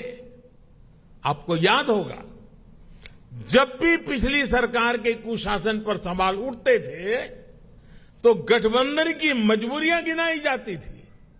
बहाना एक ही, गठबंधन के कारण। क्रेडिट लेने के लिए तो हर कोई आगे आता था, लेकिन जैसे ही कुछ गड़बड़ होती थी तुरंत अपने सहयोगियों पर दोष मढ़ दिया जाता था। हम सौभाग्यशाली हैं कि एनडीए की स्थिति इससे बिल्कुल विपरीत है, अलग है। हमारे लिए गठबंधन मजबूरी का नहीं बल्कि मजबूती का माध्यम है। एनडीए कोएलिशन कंपल्सन्स का नहीं बल्कि कोएलिशन कॉन्ट्रीब्यूशंस का प्रतीक है। क्रेडिट भी सबका है, दायित्व भी सबका है। एनडीए में कोई भी राजनीतिक दल बड़ा और कोई भी राजनीतिक दल छोटा नहीं है। हम सभी एक लक्ष्य के लिए आगे बढ़ रहे हैं। आपने देखा है, 2014 हो या फिर 2019, भाजपा को बहुमत से अधिक सीटें मिली, लेकिन सरकार एनडीए की ही रही, एनडीए की भागीदारी बनी रही। साथियों, एनडीए के गठन से लेकर ही हमारा संकल्प समाज के अंतिम व्यक्ति तक पहुंचने का रहा है। जो वंचित है, जो शोषित है, उसको सशक्त करना हमारी प्राथमिकता है। आज देश की जनता देख रही है कि एनडीए में कौन कौन से दल है। एनडीए में जितने भी दल है वे समाज के ऐसे वर्गों के बीच काम करते हैं जो वंचित रहे हैं, शोषित रहे हैं। हमारे समूह में गांव, किसान, दलित, पिछड़े, आदिवासियों के बीच काम करने वाले ये सारे नेता यहां हैं। एनडीए में जो दल है वो ऐसे क्षेत्रों में काम करते हैं जिनकी पहले दिल्ली में सुनवाई तक नहीं होती थी। एनडीए एक प्रकार से क्षेत्रीय आकांक्षाओं का बहुत ही खूबसूरत इंद्रधनुष है। एनडीए देश के लिए, देश के लोगों के लिए समर्पित है। एनडीए की विचारधारा है nation first, security of nation first. NDA की विचारधारा है प्रोग्रेस फर्स्ट। एनडीए की विचारधारा है एम्पावरमेंट ऑफ पीपल फर्स्ट। साथियों, आपको याद होगा एनडीए की बैठक में हमने संकल्प लिया था कि हम देश की गरीबी को गरीबों की ताकत से ही गरीबी को परास्त करेंगे। इसलिए इन वर्षों में हमारा सबसे ज्यादा जोर गरीबों को सशक्त करने पर रहा। हमने श्रमयोगी को सम्मान दिया, डिग्निटी ऑफ लेबर पर बल दिया। हमने गरीब को सुरक्षा का एहसास दिया। हमने गरीब को यह विश्वास दिया कि आपके हर प्रयास के पीछे एनडीए सरकार एक भरोसेमंद साथी की तरह आपके साथ खड़ी है।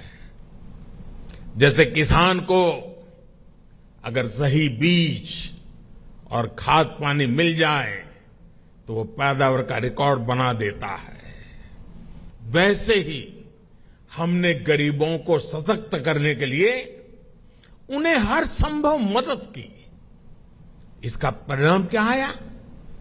अभी नीति आयोग की सबसे ताजा स्टडी आई है। आप में से कुछ मित्रों ने उसका उल्लेख भी किया।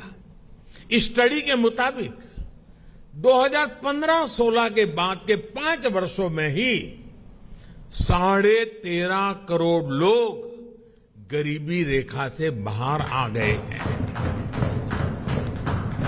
इसके पूर्व वर्ल्ड बैंक की रिपोर्ट के समय सामने आया कि कैसे बहुत कम समय में ही 40-42 करोड़ लोगों ने गरीबी को परास्त किया है। आईएमएफ के मुताबिक एक्सट्रीम पॉवर्टी यानी अति गरीबी भी भारत में खत्म होने की कगार पर है। ये आईएमएफ का रिपोर्ट कह रही है। साथियों, यहां एनडीए के आप सभी साथी तो जमीन से जुड़े लोग हैं। आप देखिए, जब किसी गरीब को पक्का घर मिलता है तो ये सिर्फ एक छत की जरूरत पूरा नहीं करता, बल्कि ये उस परिवार को सुरक्षा कवच देता है, उसके सपनों को पंख देता है। जब गरीबों को बैंक लोन देने के लिए सरकार अपनी तरफ से गारंटी देती है, तब उनको एक साथी मिलता है, एक सहारा मिलता है।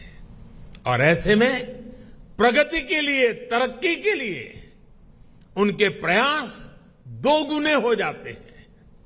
जब गरीब को हम मुफ्त इलाज का भरोसा देते हैं तो उससे एक परिवार ही नहीं बल्कि उसके आने वाली पीढ़ियों का भविष्य भी सुरक्षित हो जाता है। आप सभी जानते हैं कि पहले जब गरीब परिवार में बीमारी आती थी तो उसके पास 2 ही विकल्प होते थे, या तो अपनी आंखों के सामने अपनों को जीवन के लिए संघर्ष करते देखें या फिर मकान, दुकान, खेत, खलिहान जो भी थोड़ा बहुत पास में हो उसे बेचें या गिरवी रखें। पीढ़ी दर पीढ़ी गरीब को गरीब रखने के इस कुचक्र को भी एनडीए सरकार की अनेक योजनाओं ने तोड़ दिया है। गांधी जी से लेकर बाबा साहब आंबेडकर और लोहिया जी तक सभी ने जिस सोशल जस्टिस की, सामाजिक न्याय की अवधारणा की थी, और मैं समझता हूं हम जो कर रहे हैं वो यही सच्चा सोशल जस्टिस है, सामाजिक न्याय है। एनडीए सरकार ने वोट बैंक की राजनीति को विकासवाद की राजनीति में बदला है। ये एनडीए शासन ही है जिसमें छोटे किसानों, रेहड़ी पटरी, फुटपाथ वालों को पहली बार मदद मिल रही है। हमारे विश्वकर्मा साथियों को भी पहली बार ये विश्वास मिला है कि उनके लिए भी कोई सरकारी योजना बन सकती है। साथियों, गरीबी से भारत की इस लड़ाई का एक और पक्ष है। आप सब ये भी जानते हैं कि पहले हमारी माताओं बहनों के नाम पर प्रॉपर्टी खरीदने का चलन कम ही था। वे एक प्रकार से घर के, समाज के आर्थिक फैसलों से कटी हुई थी।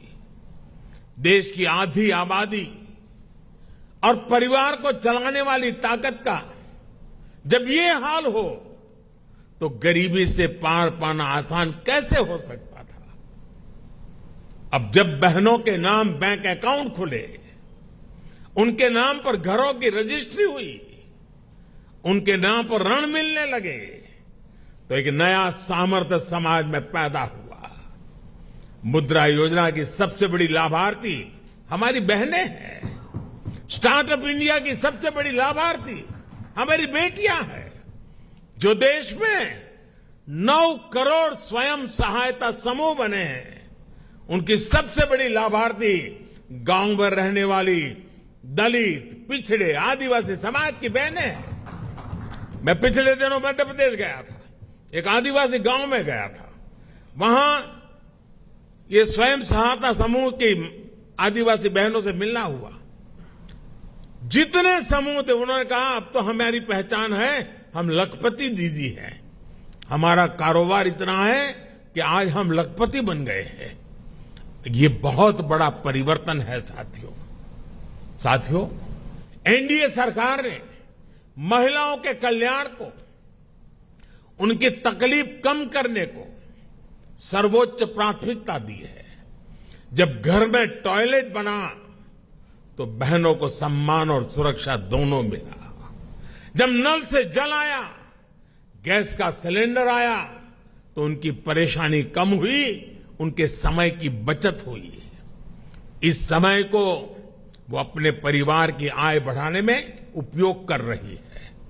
ये सिर्फ गरीबी से बाहर निकलने का प्रयास नहीं है, बल्कि वुमेन लेड डेवलपमेंट का रास्ता है जिसे एनडीए सशक्त कर रहा है। आज डिफेंस से लेकर माइनिंग तक हर सेक्टर को बेटियों के लिए खोल दिया गया है। देश को पहली आदिवासी महिला राष्ट्रपति देने का सौभाग्य एनडीए को मिला है। साथियों, 9 साल में हमने केवल एक लक्ष्य के साथ काम किया है कि हम देशवासियों का, खासकर गरीब और वंचित का जीवन बेहतर बना सके। मैं चाहूंगा कि जो लोग एकेडमिक्स से जुड़े हैं, गवर्नेंस स्टडीज से जुड़े हैं, वो इस दिशा में रिसर्च करें। किसी भी सरकार का फ्यूचर विजन क्या है, स्केल ऑफ वर्किंग क्या है, स्पीड ऑफ वर्किंग क्या है, उसकी वर्क स्पिरिट क्या है, इसका मूल्यांकन किया जाए। इन सभी पैरामीटर्स पर एनडीए सरकार का काम न केवल असाधारण साबित होगा, बल्कि एक मॉडल के तौर पर उभरेगा। हम केवल आज की जरूरतों के लिए काम नहीं कर रहे हैं, हम आने वाली पीढ़ियों के भविष्य को भी सुरक्षित बना रहे हैं। मैं आपको एक उदाहरण देता हूं। हमारे लिए बहुत आसान था कि आजादी के 75 साल पूरे होने पर हम भी कोई स्मारक बना देते, दिल्ली में कोई ऐसी इमारत अपने नाम पर खड़ी कर देते थे या कोई मूर्ति लगवा देते। लेकिन हम देश के कोने कोने में 1 लाख अमृत सरोवर बना रहे हैं। हमारा स्केल, हमारा स्पीड, हमारी स्पिरिट और इसकी वजह से हमारे काम का स्कोप ये अभूतपूर्व है। हम विकास भी कर रहे हैं और विरासत को भी सहेज रहे हैं। हम मेक इन इंडिया पर भी बल दे रहे हैं और पर्यावरण की रक्षा भी कर रहे हैं। साथियों, हमारी नीयत साफ है, नीति स्पष्ट है और निर्णय ठोस है। एनडीए सरकार ने बीते 9 वर्षों में भ्रष्टाचार के हर रास्ते को बंद करने के लिए हर संभव प्रयास किए हैं। पहले सत्ता के गलियारों में जो बिचौलिए घूमते थे, हमने उनको बाहर कर दिया है। हमने टेक्नोलॉजी की मदद से लीकेज की हर संभावनाओं को दूर किया है। जनधन, आधार, मोबाइल, इसकी त्रिशक्ति से हमने करोड़ों फर्जी लाभार्थियों को गरीबों का हक छीनने से रोका है। अब सोचिए, देश में करीब करीब 10 करोड़ ऐसे फर्जी लाभार्थी थे जिनका जन्म ही नहीं हुआ था और जिन्हें सरकारी मदद जा रही थी। ये पैसे मेरे किसी गरीब भाई बहन के थे, किसी आदिवासी के थे, किसी पिछड़े और दलित साथी के थे। ये एनडीए सरकार है जिसने गरीब से हो रही इस लूट को बंद किया है। इन 9 वर्षों में 30 लाख करोड़ रुपए, यह आंकड़ा छोटा नहीं है, 30 लाख करोड़ रुपए डायरेक्ट बेनिफिट ट्रांसफर डीबीटी के जरिए सीधे लाभार्थियों के बैंक खातों में पहुंचे हैं। ऐसा करके हमने गरीबों का कम से कम 3 लाख करोड़ रुपया गलत हाथों में जाने से बचाया है। साथियों, लोकतंत्र में राजनीति अलग अलग विजन को देश के सामने रखने का एक माध्यम होती है, लेकिन हर विजन का, हर विचारधारा का मकसद एक ही होता है, गुड गवर्नेंस और देशवासियों की सेवा। पॉलिटिक्स में प्रतिस्पर्धा हो सकती है, लेकिन शत्रुता नहीं होती। आखिरकार हम एक ही देश के लोग हैं, एक ही समाज का हिस्सा है। लेकिन दुर्भाग्य से आज विपक्ष ने अपनी एक ही पहचान बना ली है, हमें गाली देना, हमें नीचा दिखाना। बावजूद इसके हम एनडीए के सभी साथियों ने हमेशा देश को दलों के हित से ऊपर रखा है। हमने राजनीतिक सौहार्द और शालीनता को बनाए रखने के लिए प्रयास किए हैं। ये एनडीए सरकार ही है जिसने प्रणब दा को भारत रत्न दिया, जो जीवन भर कांग्रेस में रहे थे, लेकिन हमें उन्हें ये सम्मान देने में संकोच नहीं किया।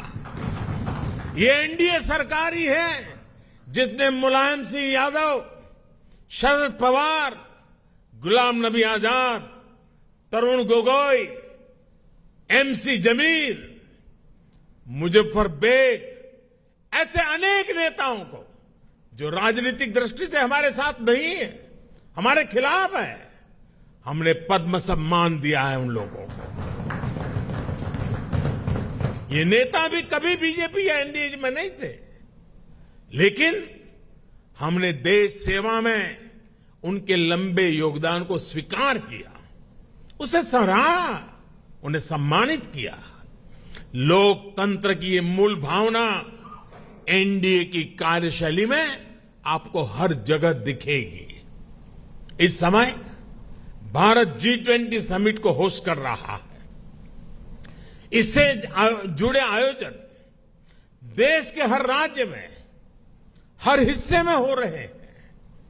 हमने इन आयोजनों को वेन्यू तय करते समय कभी ये नहीं सोचा कि किस राज्य में कौन सी पार्टी की सरकार है।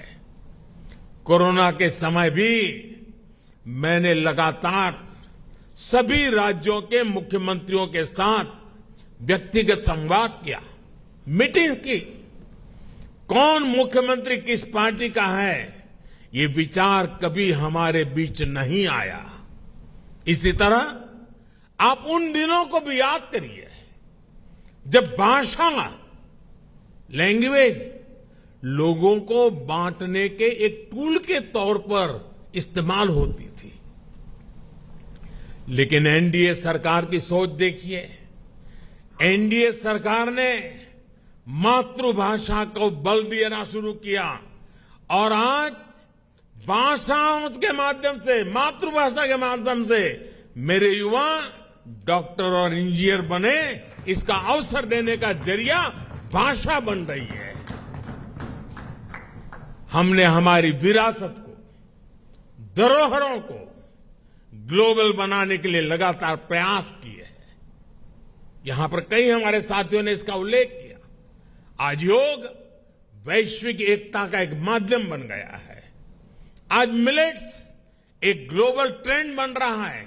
श्री अन्न की चर्चा हो रही है और इसका लाभ हमारे हर क्षेत्र के छोटे छोटे किसानों को मिल रहा है। हम देश के लोगों को जोड़ते हैं, वो देश के लोगों को तोड़ते हैं। साथियों, विपक्ष के लोग जिस गलती को बार बार दोहरा रहे हैं वो है देश के सामान्य मानवीय की समझदारी को वे लोग अंडर एस्टिमेट करते हैं।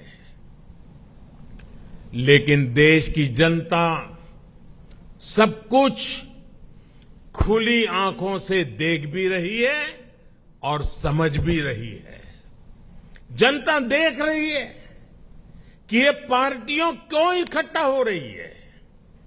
जनता ये भी जान रही है कि वो कौन सा ग्लू है, गोंद है जो इन लोगों को, इन पार्टियों को जोड़ रहा है।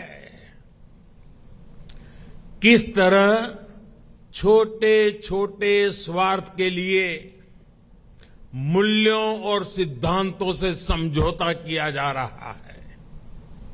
लोग देख रहे हैं कि केरल में लेफ्ट और कांग्रेस एक दूसरे के खून के प्यासे हैं, लेकिन बेंगलुरु में दोनों पार्टियों के नेता हाथ में हाथ डालकर मुस्कुरा रहे हैं। लोग देख रहे हैं कि बंगाल में लेफ्ट और कांग्रेस के नेताओं पर, उनके कार्यकर्ताओं पर टीएमसी हमले कर रही है, लेकिन इनके नेता टीएमसी के खिलाफ कुछ भी बोलने से बच रहे हैं। इसलिए देश के लोग कह रहे हैं कि गलबहियां मिशन नहीं है, मजबूरियां है। इनकी सच्चाई आपको दूसरे राज्यों में भी दिखाई देगी। नेशनल कॉन्फ्रेंस के नेता और पीडीपी के नेता एक दूसरे को कैसी कैसी गालियां देते हैं। आरजेडी और जेडीयू के लोग कैसे कैसे शब्दों से एक दूसरे को नवाजते थे। देश की जनता ने यह सब करीब से देखा है और देख रही है। इसलिए इनकी नुरा कुश्ती हो या मजबूरी की दोस्ती, इसकी हकीकत 140 करोड़ देशवासियों के सामने आ चुकी है। साथियों, अपने राजनीतिक स्वार्थ के लिए ये लोग पास तो आ सकते हैं, लेकिन साथ नहीं आ सकते। इन्हें अपने कार्यकर्ताओं की भी परवाह नहीं है। ये अपने कार्यकर्ताओं से उम्मीद करते हैं कि जीवन भर जिसका विरोध किया उसका अचानक सत्कार करने लगे। अब ऐसे में इन दलों का कार्यकर्ता खुद भ्रमित है कि करे तो क्या करे। मैं तो आज ये भी कहूंगा कि जो लोग आज मोदी को कोसने के लिए इतना समय लगा रहे हैं, अच्छा होता वो देश के लिए सोचने में, गरीब के लिए सोचने में अपना समय लगाते। हम उनके लिए सिर्फ प्रार्थना ही कर सकते हैं। साथियों, 24 का चुनाव बहुत दूर नहीं है। देश के लोग मन बना चुके हैं कि तीसरी बार फिर एनडीए को ही अवसर देना है।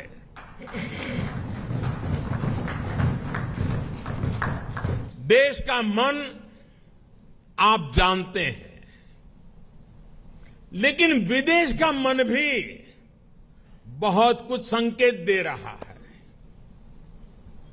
आमतौर पर जब भी किसी देश में चुनाव का समय निकट आता है तो उसका बहुत बड़ा असर उसके वैश्विक संबंधों पर भी होता है।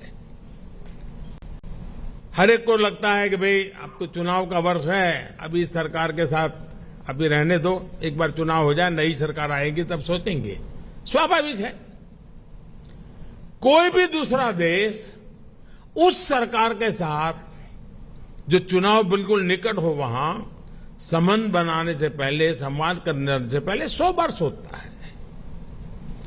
फॉरेन कंट्रीज हमेशा चुनाव के नतीजों का इंतजार करते हैं। लास्ट ईयर जब होता है तो सोचते हैं कि भाई एक बार चुनाव नतीजा आ जाना तो फिर देखेंगे। जो सरकार जाने वाली होती है उस पर कोई भी देश अपना टाइम और एनर्जी इन्वेस्ट नहीं करना चाहता। लेकिन इस समय भारत का मामला कुछ अलग है। सबको पता है कि हमारे यहां कुछ महीनों में चुनाव होने वाले हैं, फिर भी अनेकों महत्वपूर्ण देश, चाहे अमेरिका हो, फ्रांस हो, ऑस्ट्रेलिया हो, जापान हो, यूएई हो, यूके हो, सब एनडीए सरकार के प्रतिनिधियों को इनवाइट कर रहे हैं। तमाम देश भारत को मान और सम्मान दे रहे हैं। कितने ही देश भारत के साथ बड़े बड़े और वो भी दूरगामी समझौते कर रहे हैं। ऐसा इसलिए क्योंकि वो भी जानते हैं कि भारत के लोगों का भरोसा एनडीए पर है। यानी भारत में जनमत किसके साथ है, ये दुनिया के देशों को भी पता है। साथियों, एनडीए का विस्तार सिर्फ संख्या या भौगोलिक विस्तार का नहीं है। ये भारत एनडीए का जो विस्तार है, ये हमारे प्रति विश्वास का दायरा भी बढ़ा रहा है। जनता एनडीए की हिस्ट्री और केमिस्ट्री दोनों को देख रही है। तभी तो हमारा गणित भी बड़ी आसानी से जुड़ता है। आप देखिए 2014 में एनडीए को देश ने लगभग 38% वोट दिए थे 2014 में, लेकिन 2019 में हमारे देश सेवा भाव को देखते हुए देश ने हमें 45% वोट दिए।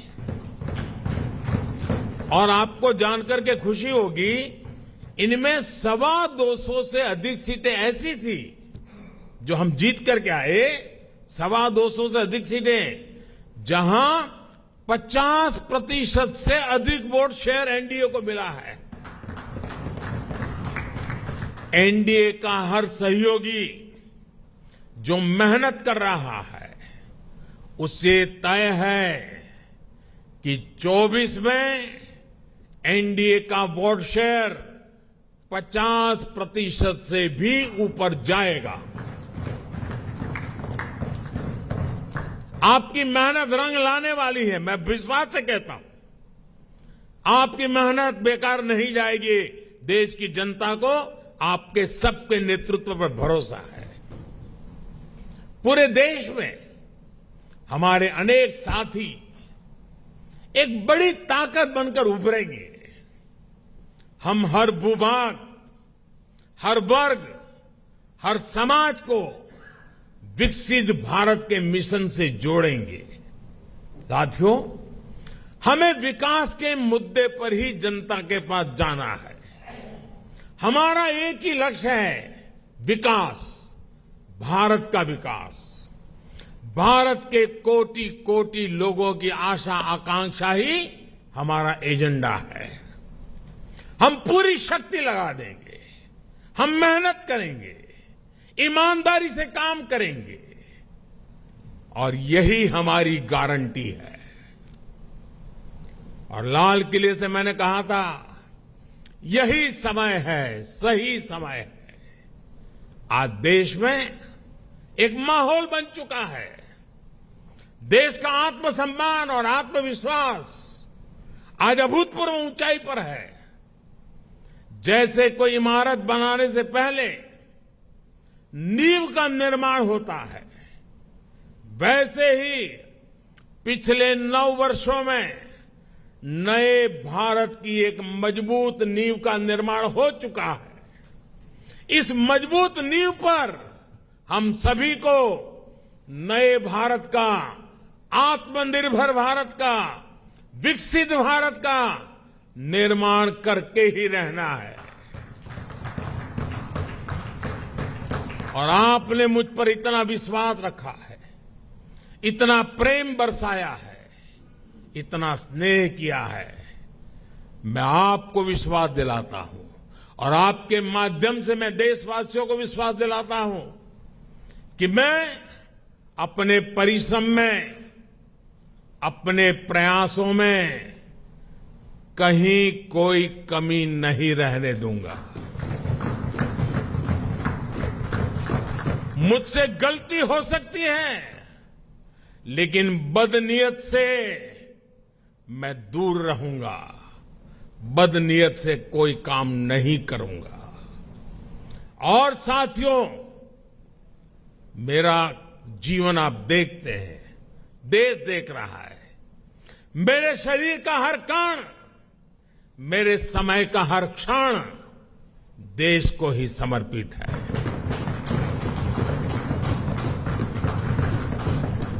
आपका ये विश्वास, आपके ये आशीर्वाद, ये मेरी ऊर्जा है। और साथियों, आप सब कह रहे थे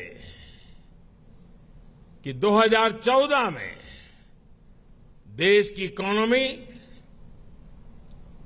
10वें नंबर पर थी, आज 5वें नंबर पहुंची है। और मैं आपको विश्वास दिलाता हूं, एनडीए के तीसरे टर्म में इस देश की इकोनॉमी दुनिया में तीसरे नंबर पर होके रहेगी। हर सपने संकल्प है और हर संकल्प सिद्धि के लिए हम जी जान से जुटे हुए लोग हैं, समर्पित भाव से जुटे हुए लोग हैं। और आज जिस उमंग और उत्साह से आपको एक एक की बात जो मैंने सुनी, मेरे लिए भी बड़े प्रेरक थी, उत्साहवर्धक थी।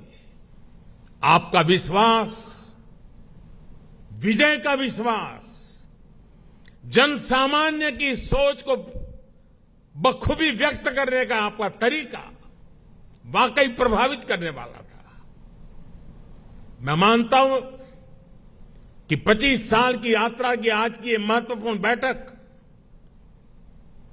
25 साल बाद देश जब 100 साल की आजादी मनाएगा, हमारे सामने भी 25 साल का नक्शा है दोस्तों।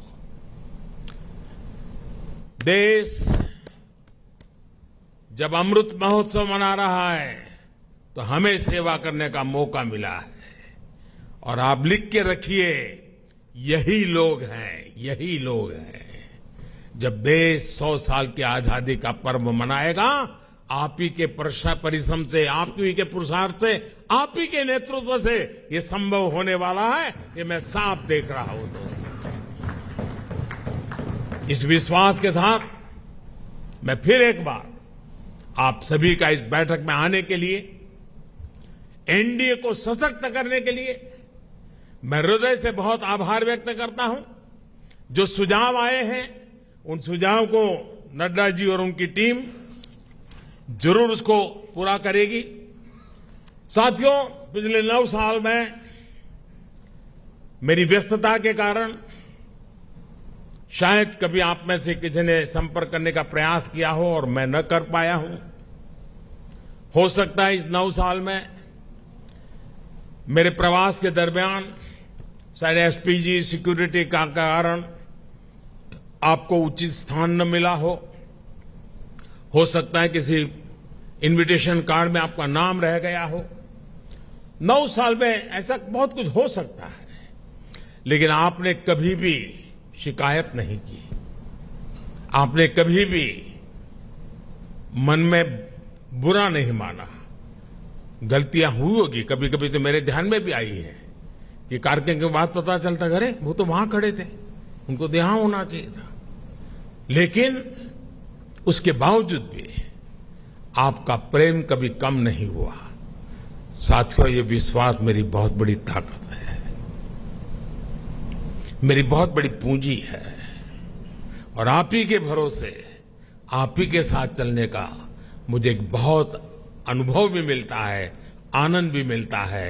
मैं फिर एक बार आप सभी साथियों का हृदय से आभार व्यक्त करता हूं और मैं विश्वास दिलाता हूं कि हम देश की आशा आकांक्षाओं को पूरा करने में एक टीम बन करके, एकता के साथ, एकजुटता के साथ, आत्मविश्वास के साथ, संकल्प के साथ चल पड़ेंगे, विजयी होके रहेंगे। जनता के आशीर्वाद पूर्व बाहर मिलते रहेंगे। अपने कर्तृत्व के कारण, समर्पण के कारण, ध्येय निष्ठा के कारण, जनता के प्रति हमारे लगाव के कारण ये सब संभव होने वाला है। जनता जनार्दन है, जनार्दन में मेरा विश्वास है, उस विश्वास से परिणाम निश्चित है। फिर एक बार आप सबका बहुत बहुत धन्यवाद। नमस्कार। Prime Minister Narendra Modi addressing the NDA allies, a meeting of the NDA which took place this evening on the very day that the opposition has formed a front that they call India. You've seen the Prime Minister in a way set the stage for the battle for 2024. He says he represents the more positive side of his alliance is positive, his opponents are negative. He claims that the opposition only wants to defeat him at all costs. He wants to take the country on the path of Vikas. What does all of this mean? Has the battle for 2024 been set? We will give you all the latest. We'll have a special on the news today in a moment from now. But first, let me tell you the 9 headlines at 9 tonight.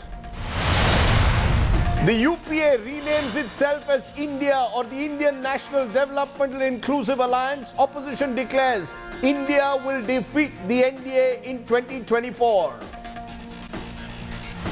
Prime Minister Modi hits back, calls the opposition alliance corrupt and dynastical with a negative agenda as he addresses his own 38-member NDA alliance. Says his alliance is committed to Vikas. His opponents only want Modi out. BJP MP Brij Bhushan Sharan Singh gets 2-day interim bail in the wrestler's sexual harassment case. Court to hear wrestling body chief's regular bail plea on Thursday. Tamil Nadu Minister Ponmudi faces a second round of ED grilling over money laundering claims in an alleged mining scam. Ponmudi grilled for over 8 hours on Monday. Former Kerala Chief Minister, Congress veteran Oomen Chandy passes away at 79 years. Condolences pour in. Kerala declares two-day official mourning for a leader who never lost an election in 50 years. Gautam Adani addresses the Hindenburg allegations at his AGM, says vested interests wrote the report to hurt the conglomerate, damage his image. Chandrayaan-3 successfully performs third orbit-raising maneuver. India's moon mission remains on schedule. Former US President Trump says he will be indicted in Capitol riots and 2020 election interference probe. Trump claims he received a target letter from special prosecutors. Sweltering temperatures, massive wildfires grip southern Europe. Thousands evacuated, heat alerts issued as temperatures expected to rise further.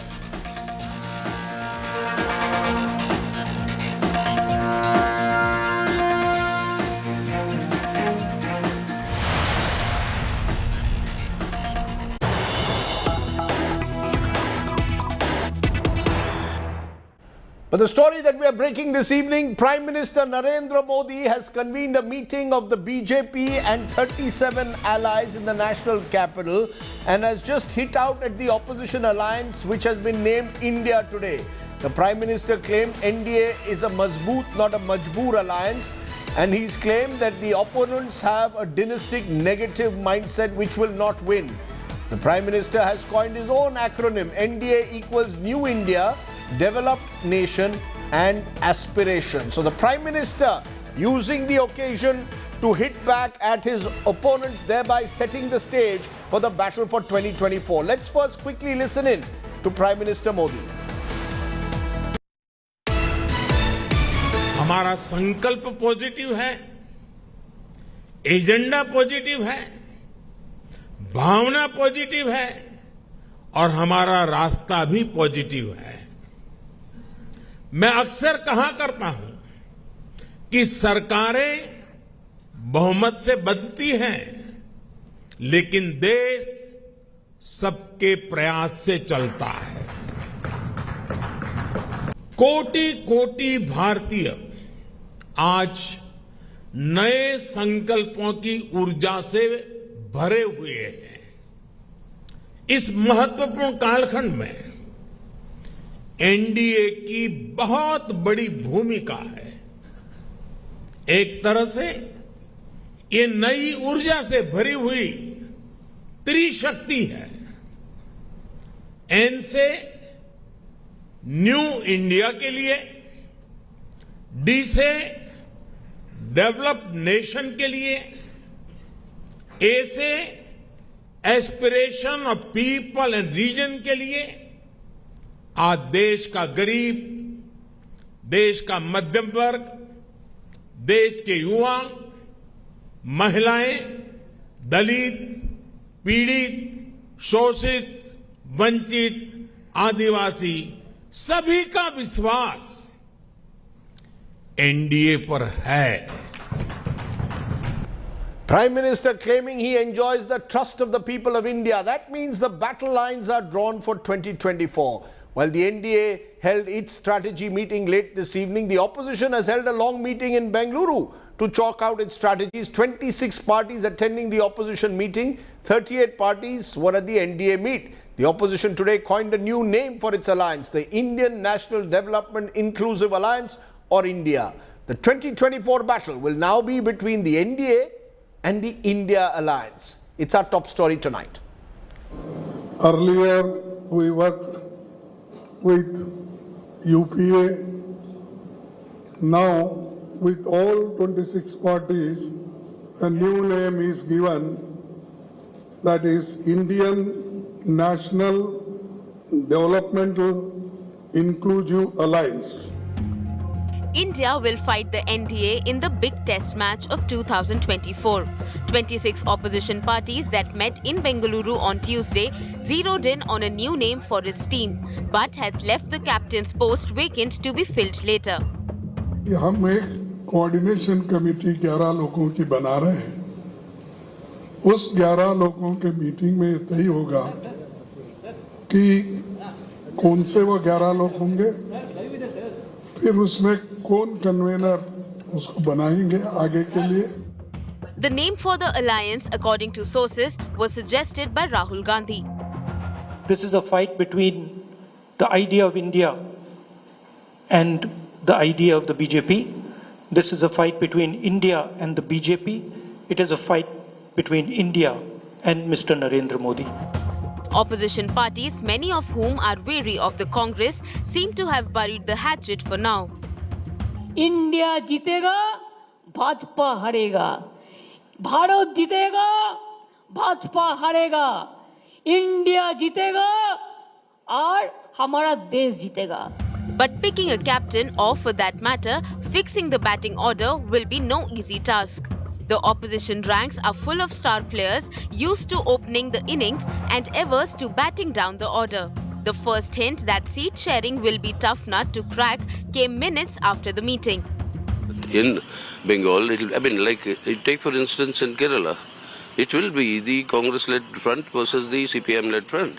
That is what it will be. Because of that situation, the BJP doesn't even get a single MLA elected. Yes. Likewise in Bengal, it will be that Congress, secular forces and the left together will be taking on both the BJP and the TMC. The NDA too is finalizing its team. 38 parties attended a meeting called by the BJP in Delhi on Tuesday. Unlike the opposition alliance I.N.D.I.A, the NDA has proven match winner in Prime Minister Narendra Modi and it is building a team around him. The stage for the NDA meet was set in the morning by Prime Minister himself when he went hammer and tongs at the opposition, calling them a coalition of the corrupt. ये लोग कितने चेहरे लगाकर बैठे हैं.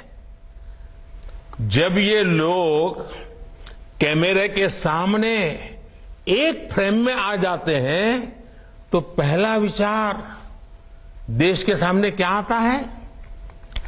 पहला विचार देश के लोगों के मन में यही आता है, पूरा फ्रेम देख करके देशवासी यही बोल उठता है, लाखों करोड़ों रुपए का भ्रष्टाचार.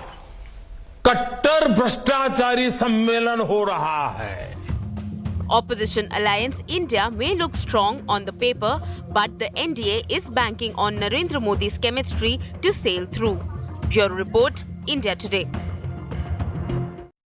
So let's raise the big questions tonight. NDA or India? Who is the more formidable alliance? Does the opposition alliance have leadership and narrative to take on a Modi-centric NDA? Is 2024 still going to be mainly a battle of BJP versus Congress or between alliances? Can the opposition then find a chemistry to match arithmetic? These are some of the questions that I want to raise. It's time for our face-off. And joining us on our face-off tonight are two special guests, both former I&B ministers, Manish Tiwari of the Congress and Prakash Zavadekar of the BJP. Appreciate both of you joining us. Let's turn to you, Manish Tiwari, first, because the buzz has been created by the opposition alliance with this new name called India. Now, it's one thing to have a name like India. The challenge is going to be to manage India and manage a coalition across India. Do you concede that your alliance at the moment still doesn't have the chemistry, even though you have the name?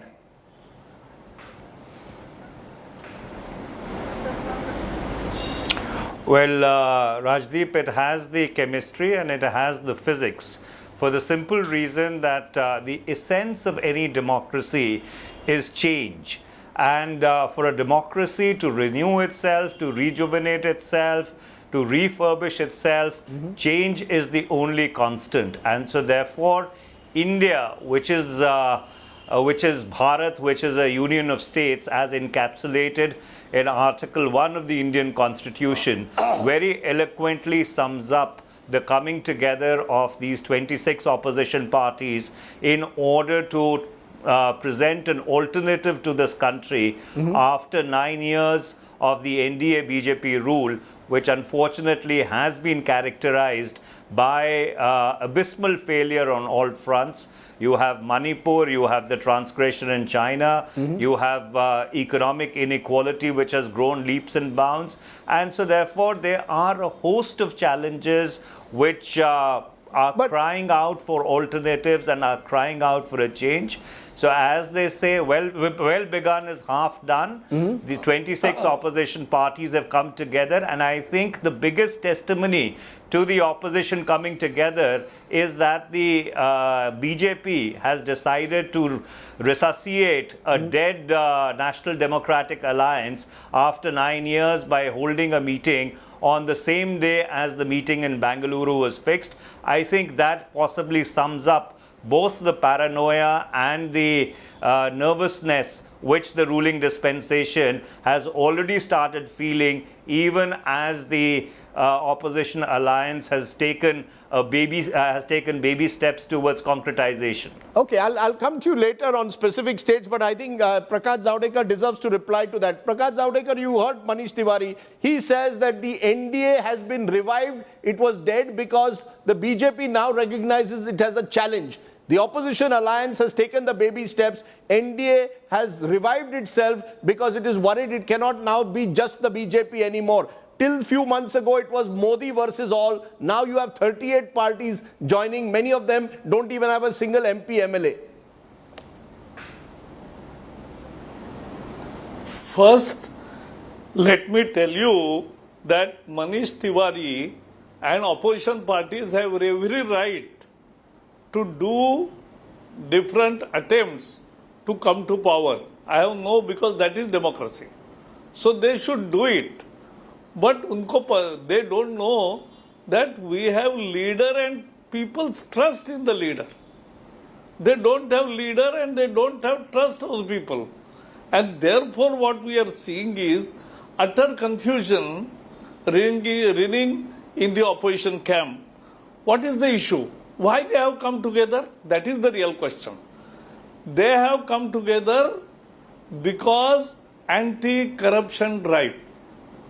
And therefore, that corruption and family rule, that is dynasty, are the two sticking points for opposition parties, and therefore they are together. Kejriwal may not be dynastic, but he is corrupt. That we have seen, 2 ministers in jail. So everybody joined there has very black past, no present also. No, 1 minute, Mr. Javadekar, before I go, 1 minute. You're saying that they have come together because they want to protect the corrupt, because they want to protect dynasty. But who are your new entrants today? Chirag Paswan is back, son of Ram Vilas Paswan. Is he not a dynast? Ajit Pawar is the new face. Till a few weeks ago, your party men were openly calling him corrupt. You are from Maharashtra. Devendra Fadnavis was saying, "Unki chakki piecing karaunga, unko jail bhejunga." So, let's try. Basically, it appears both the alliances have a lot of contradictions.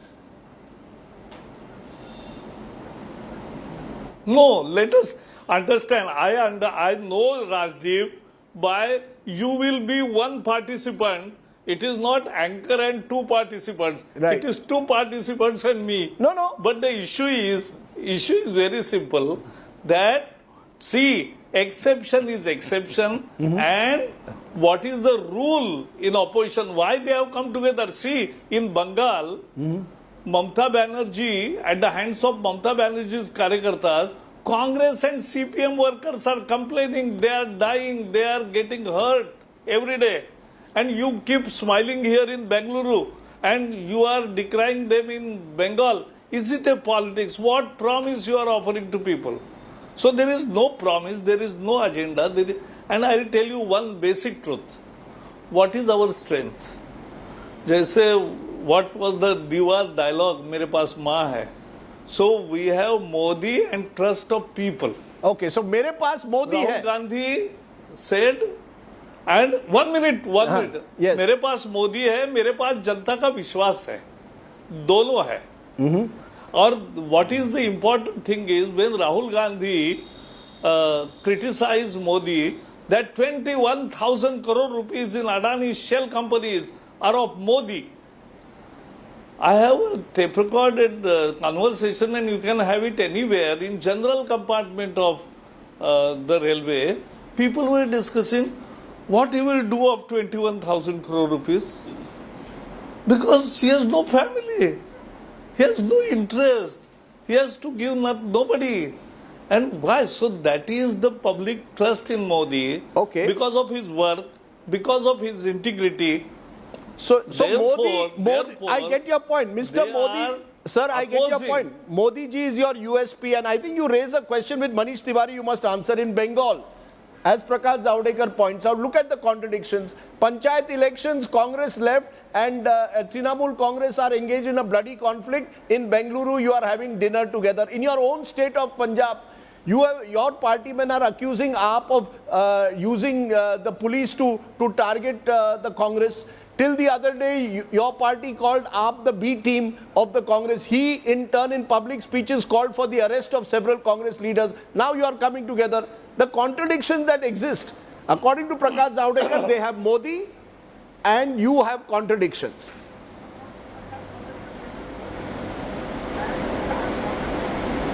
So Rajdeep, if they have Modi, then why do they need the National Democratic Alliance? Then why this knee-jerk reaction that you get 38 parties together or 39 parties together or 37 parties together on the same day as the opposition decides to hold its conclave in Bengaluru? Mr. Javadekar, I heard you out patiently. Now hear me out patiently. Number two, Mr. Javadekar raised the bogey of corruption. This is like raising a ghost and slaying it and saying that you're Superman. You misused state instrumentalities for 9 years. The CBI, the Enforcement Directorate, the Income Tax. Mr. Javadekar, I would like to ask you, how many convictions have you been able to secure in any court of law in any of the matters that you raised when you were in opposition from 2004 to 14? And the answer is zero. Number three, Rajdeep, coming to your question, politics is the art of managing contradictions. I am not saying that there are no contradictions within the opposition alliance, but this country is ripe for a change. It requires a change. And as I pointed out earlier, in a democracy, change is the only constant. No, but what's the agenda of change? 26 opposition parties, Manish Tiwari, what is your agenda of change? Managing contradictions, but what is your agenda of change? What do you stand for besides anti-Modism? Your single point agenda seems to be Modi Hatao.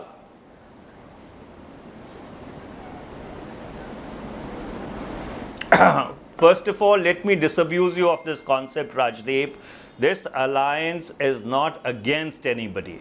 This alliance is to offer a positive change to the country. This alliance is there to deal with the problems which have been created, beginning with Manipur, the border transgressions, the economic inequalities, and so therefore you will see a comprehensive agenda of change articulated which will deal with all the Mr. Javadekar wants to know who's the leader, including the assault on freedom of speech. Mr. Javadekar and his party want to know who leads it. They will say Modi versus the leader who? will also manifest itself.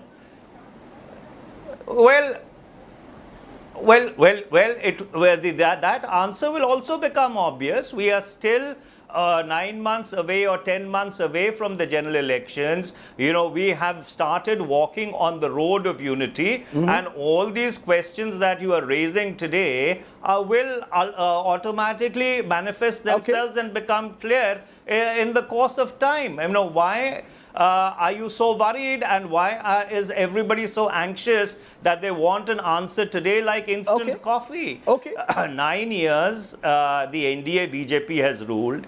There is a restlessness in this country for that for a change, and we are articulating that restlessness. Let me ask Mr. Javadekar the question. Manish Tiwari, Mr. Javadekar, you are saying मेरे पास मोदी है. अगर आपके पास मोदी है, then why do you need these 38 parties, most of whom do not have even a single MLA and MP, or some of them don't? No. That the feeling is that y'all are a little worried that the public perception is that the opposition is gathering momentum. To arrest that, you have done this meeting today of the NDA. For 8 years, you have not even had a proper NDA meeting. Suddenly, Mr. Modi is remembering old friends. What has changed? In Maharashtra, you have brought in Ajit Pawar, who you called corrupt, as I said earlier. You did not answer that question of mine. It seems that y'all also now are desperate for friends. Why? No, let me tell you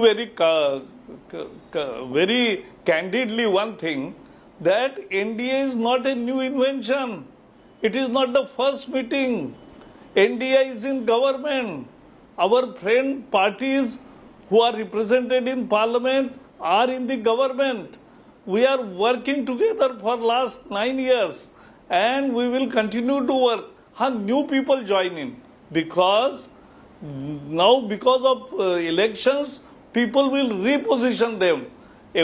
Those who think of country, because Modi has a vision 25 years ahead from now. In 2047, when we will be celebrating 100 years of independence, we must become developed country. No, is it about, sir, with due regard, Prakash ji, Javadekar ji, with due regard, is it about 2047 or is it about 2024, where the BJP is worried that if we don't reach 272, the halfway mark, we need allies? That's why you're searching, hunting for allies. And in states like Maharashtra and Bihar in particular, you know you're on the back foot because there have been political realignments. Nitish Kumar has gone to the Mahagathbandhan. Sharad Pawar, Uddhav Thackeray are with the opposition. Is that the worry? Is it 2024 or 2047 you're worried about? No. Rajdeep, take it from me. Before you will do your pre-poll surveys, take it from me. Prakash Javadekar says today on 18 July 2023 that we will win more than 300 seats and more than nearly 350 seats as NDA. BJP will win more than 300 seats, in you're saying? 2024. BJP 300 seats. You're saying BJP 300 seats, Yes. NDA 350 seats. Okay, Yes. that's a big number that you're posing. Manish Tiwari, let's be clear. The real challenge is Congress versus BJP. There are about 180 seats in the country, direct fight Congress-BJP. BJP won more than 170 of them. Do you accept that for your alliance to work, the Congress is going to have to revive itself? Unless the Congress revives, this alliance is not going to work.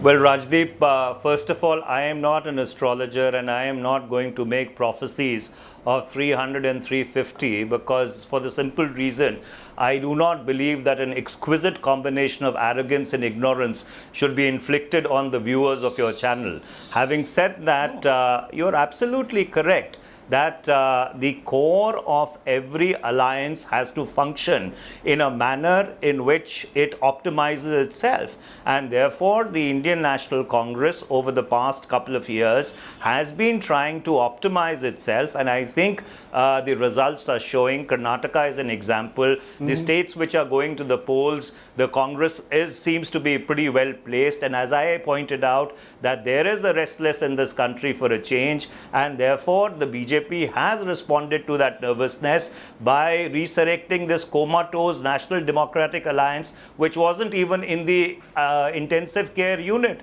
It was in a sanatorium. You know, it has been pulled out and dusted and resurrected. I think that is the biggest tribute the BJP or the ruling dispensation could have paid to the effort of the opposition to come together. And so therefore, these are early days. As time advances, you will find that the opposition will gain momentum, and in those states where there are direct fights, in those states where there are fights between NDA constituents and the constituents of the India alliance, India that is Bharat, you will find that people who are restless and yearning for a change will make the right choice. So you're not going to give me a number. Prakash Javadekar has given me a number.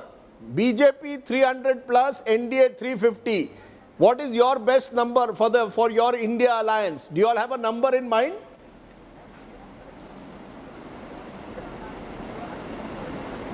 Well, the one thing that I can say with all certainty, Rajdeep, is that given the mood of restlessness in this country, I see a change in 2024. And as I said, I am not an astrologer, I am not a soothsayer, I do not make prophecies on television, but what I can feel on the ground as someone who has fought 3 Lok Sabha elections, who tries to keep his ear to the ground, There is a restlessness, there is a yearning for change, and I think what you've seen today in Bengaluru is an articulation of that restlessness. Sorry to repeat that word 3 or 4 times over. Restlessness is in the air. Prakash Javadekar, you want a final word?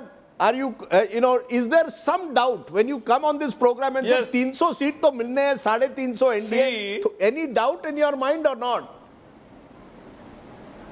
Yes. No, absolutely not, because let me tell you what is opposition coming together. In first meeting, they decided that we will meet in Bengaluru second time. In Bengaluru, they decided the name of the alliance. Third, in Mumbai, they will decide committee. Then that committee will meet. In between, there will be elections. There will be again confusion. Ultimately, they will not declare leader. They will not declare sustainable program. They are negative. They are saying Modi hatao. We are saying Desh badhao. Desh aage karo. Okay, Modi hatao versus Desh badhao is what the BJP claims.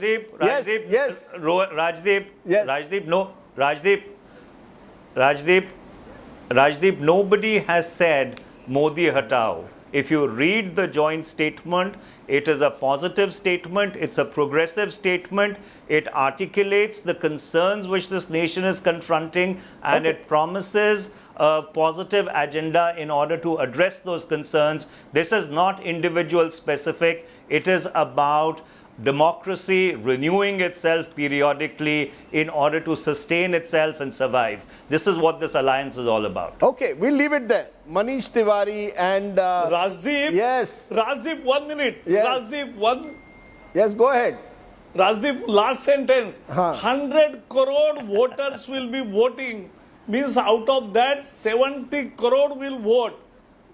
That is the real democratic exercise. And we are ready for the battle. Okay. You should fight.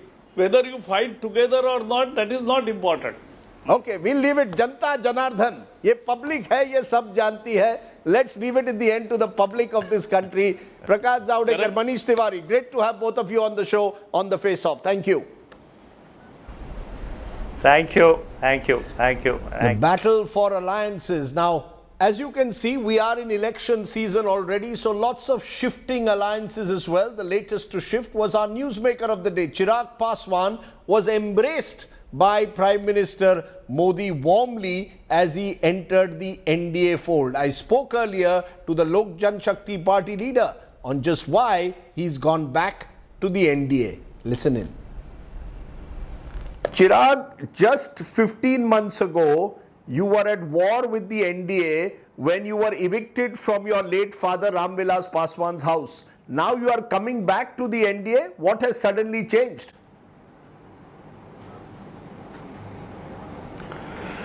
Well, to begin with, Rajdeep ji, let me begin by saying this, that I feel so nostalgic and I feel so emotional today talking to you, because I remember my last interview with my father together was with you only. And so yes, I mean, this makes me a little emotional remembering those things. But coming back to your question, well, I wasn't really at war with BJP. I mean, even when my house was, when it was evicted, I was to do that because I wasn't really authorized to continue staying in that house because I wasn't really eligible. But then yes, the way I was thrown out of the house, that was one of the concerns. But my fight is not for my it's not for me individually. I have bigger goals. It's more for my party, it's more for my state. So yes, I mean, alliances are made on that basis, not keeping your personal benefits in mind. It's always for the benefit of the party, benefit of the state, and more importantly, your ideology that you believe in. So yes, I mean, coming back in an NDA alliance is keeping all those things in mind. Is there some deal? We are told that you have asked for 1 Rajya Sabha, 6 Lok Sabha seats, and you will be made a minister. Have you struck some kind of a deal with the BJP? Was there any bargaining that you had to do with Amit Shah before you have come back into the NDA fold? And have you asked for your uncle to be removed from the cabinet?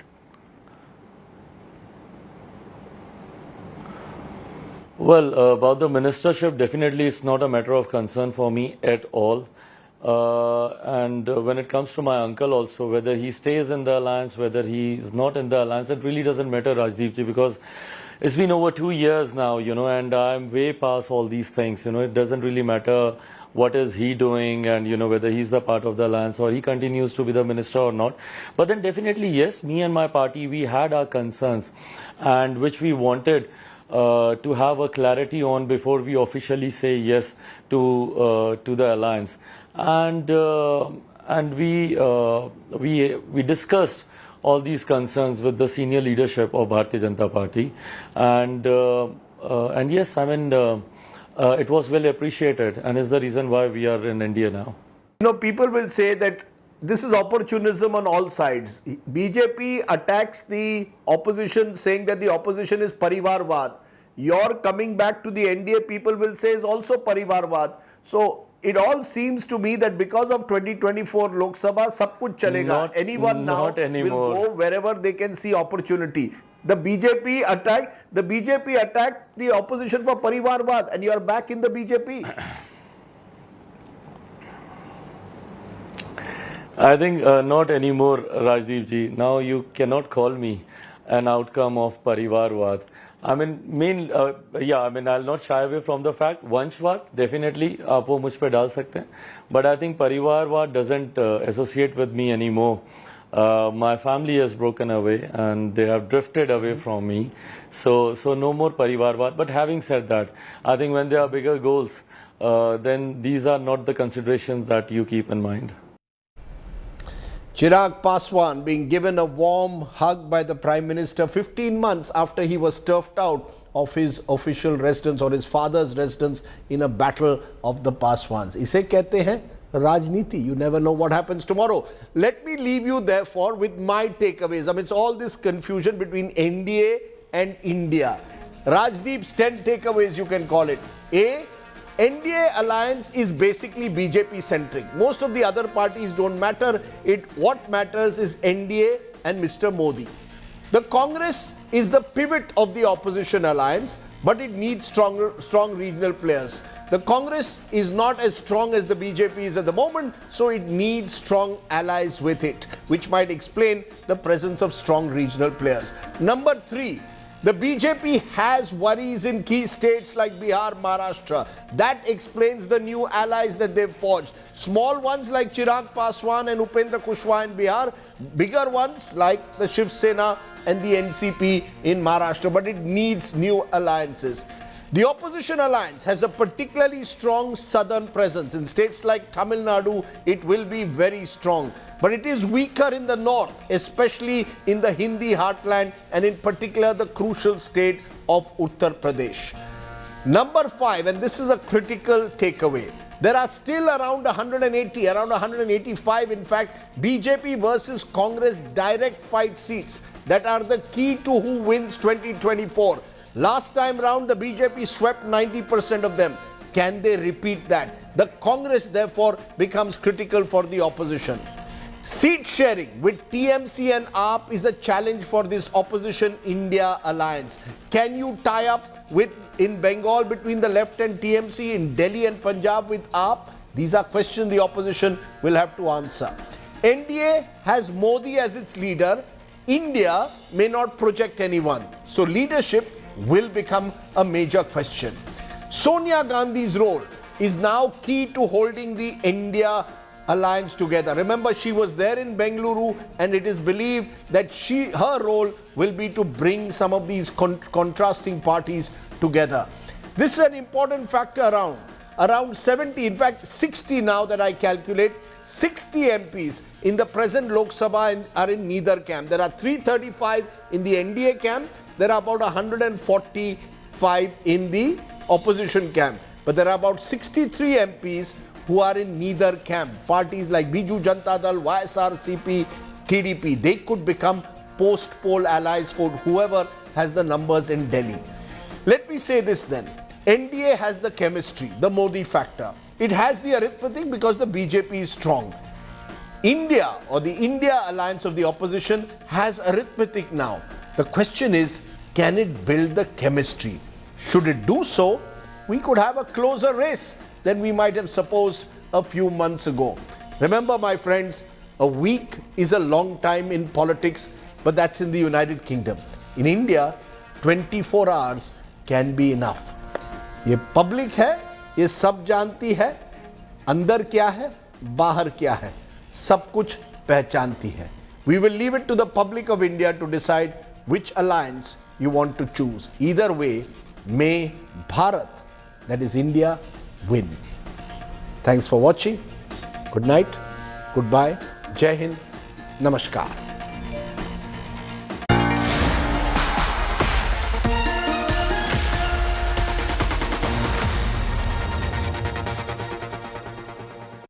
Co-presented by Star Health Insurance, the health insurance specialist. Co-presented by JK Tyre Ranger Series. Stay wild at heart. Co-powered by Watcho OTT Super App. One hai to done hai. Co-powered by the new Kia Seltos, the badass reborn. Co-powered by Sera. This is your space. Play it your way.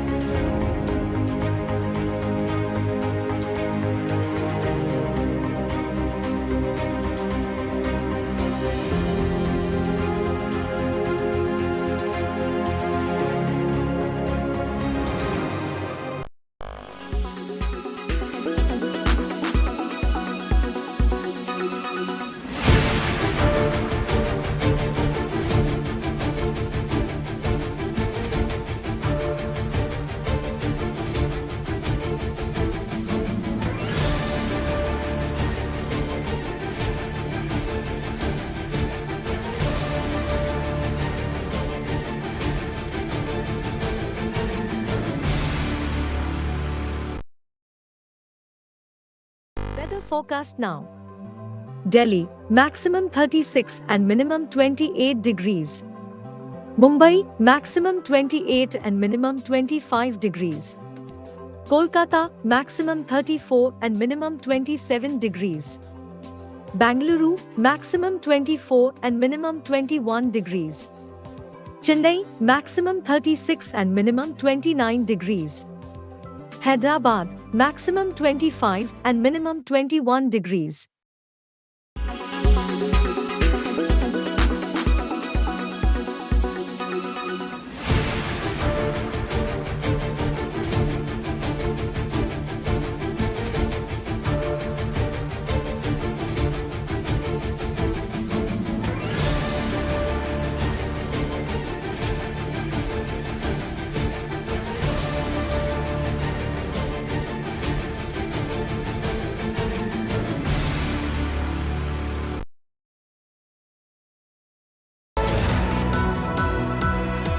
Co-powered by the new Kia Seltos, the badass reborn.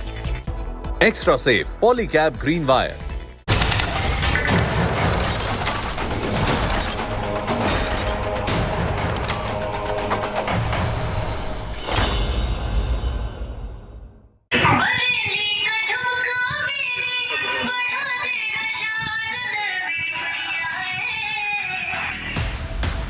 Sensational revelations in the Seema Haider investigations.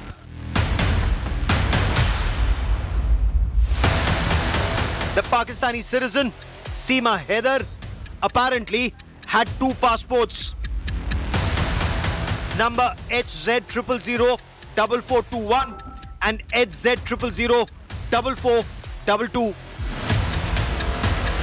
Her national identity card was made only 10 months ago.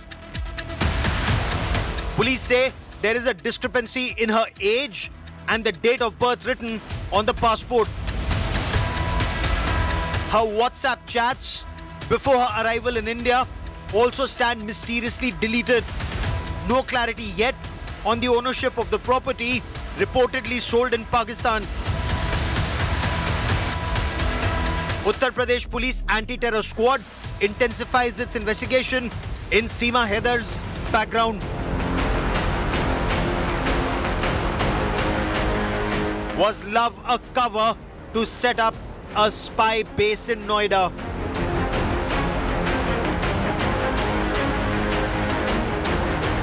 Seema Haider probe details on India First. Seema Ghulam Haider from Khairpura, Karachi, Pakistan had two valid passports. Number HZ Hotel Zulu 0004421 and HZ 0004422. There is an alleged discrepancy in her stated age, 27 years as she says, and date of birth on her passport, 1/1/2002, which would mean she's about 21 years old. There is also no clarity on who owned the property that she's alleged to have sold off in Karachi. Her husband, Ghulam Haider, is apparently unaware of any properties sold. What documents did she show to enter India from Nepal? Any Indian citizen would need to show either an Indian passport or an Aadhaar card or a driving license, an Indian driving license. What did she show? Sachin and his father are also in trouble for helping a Pakistani citizen enter India illegally and then hiding her in Greater Noida. Arvind Ojha and our crime bureau bring you our top story.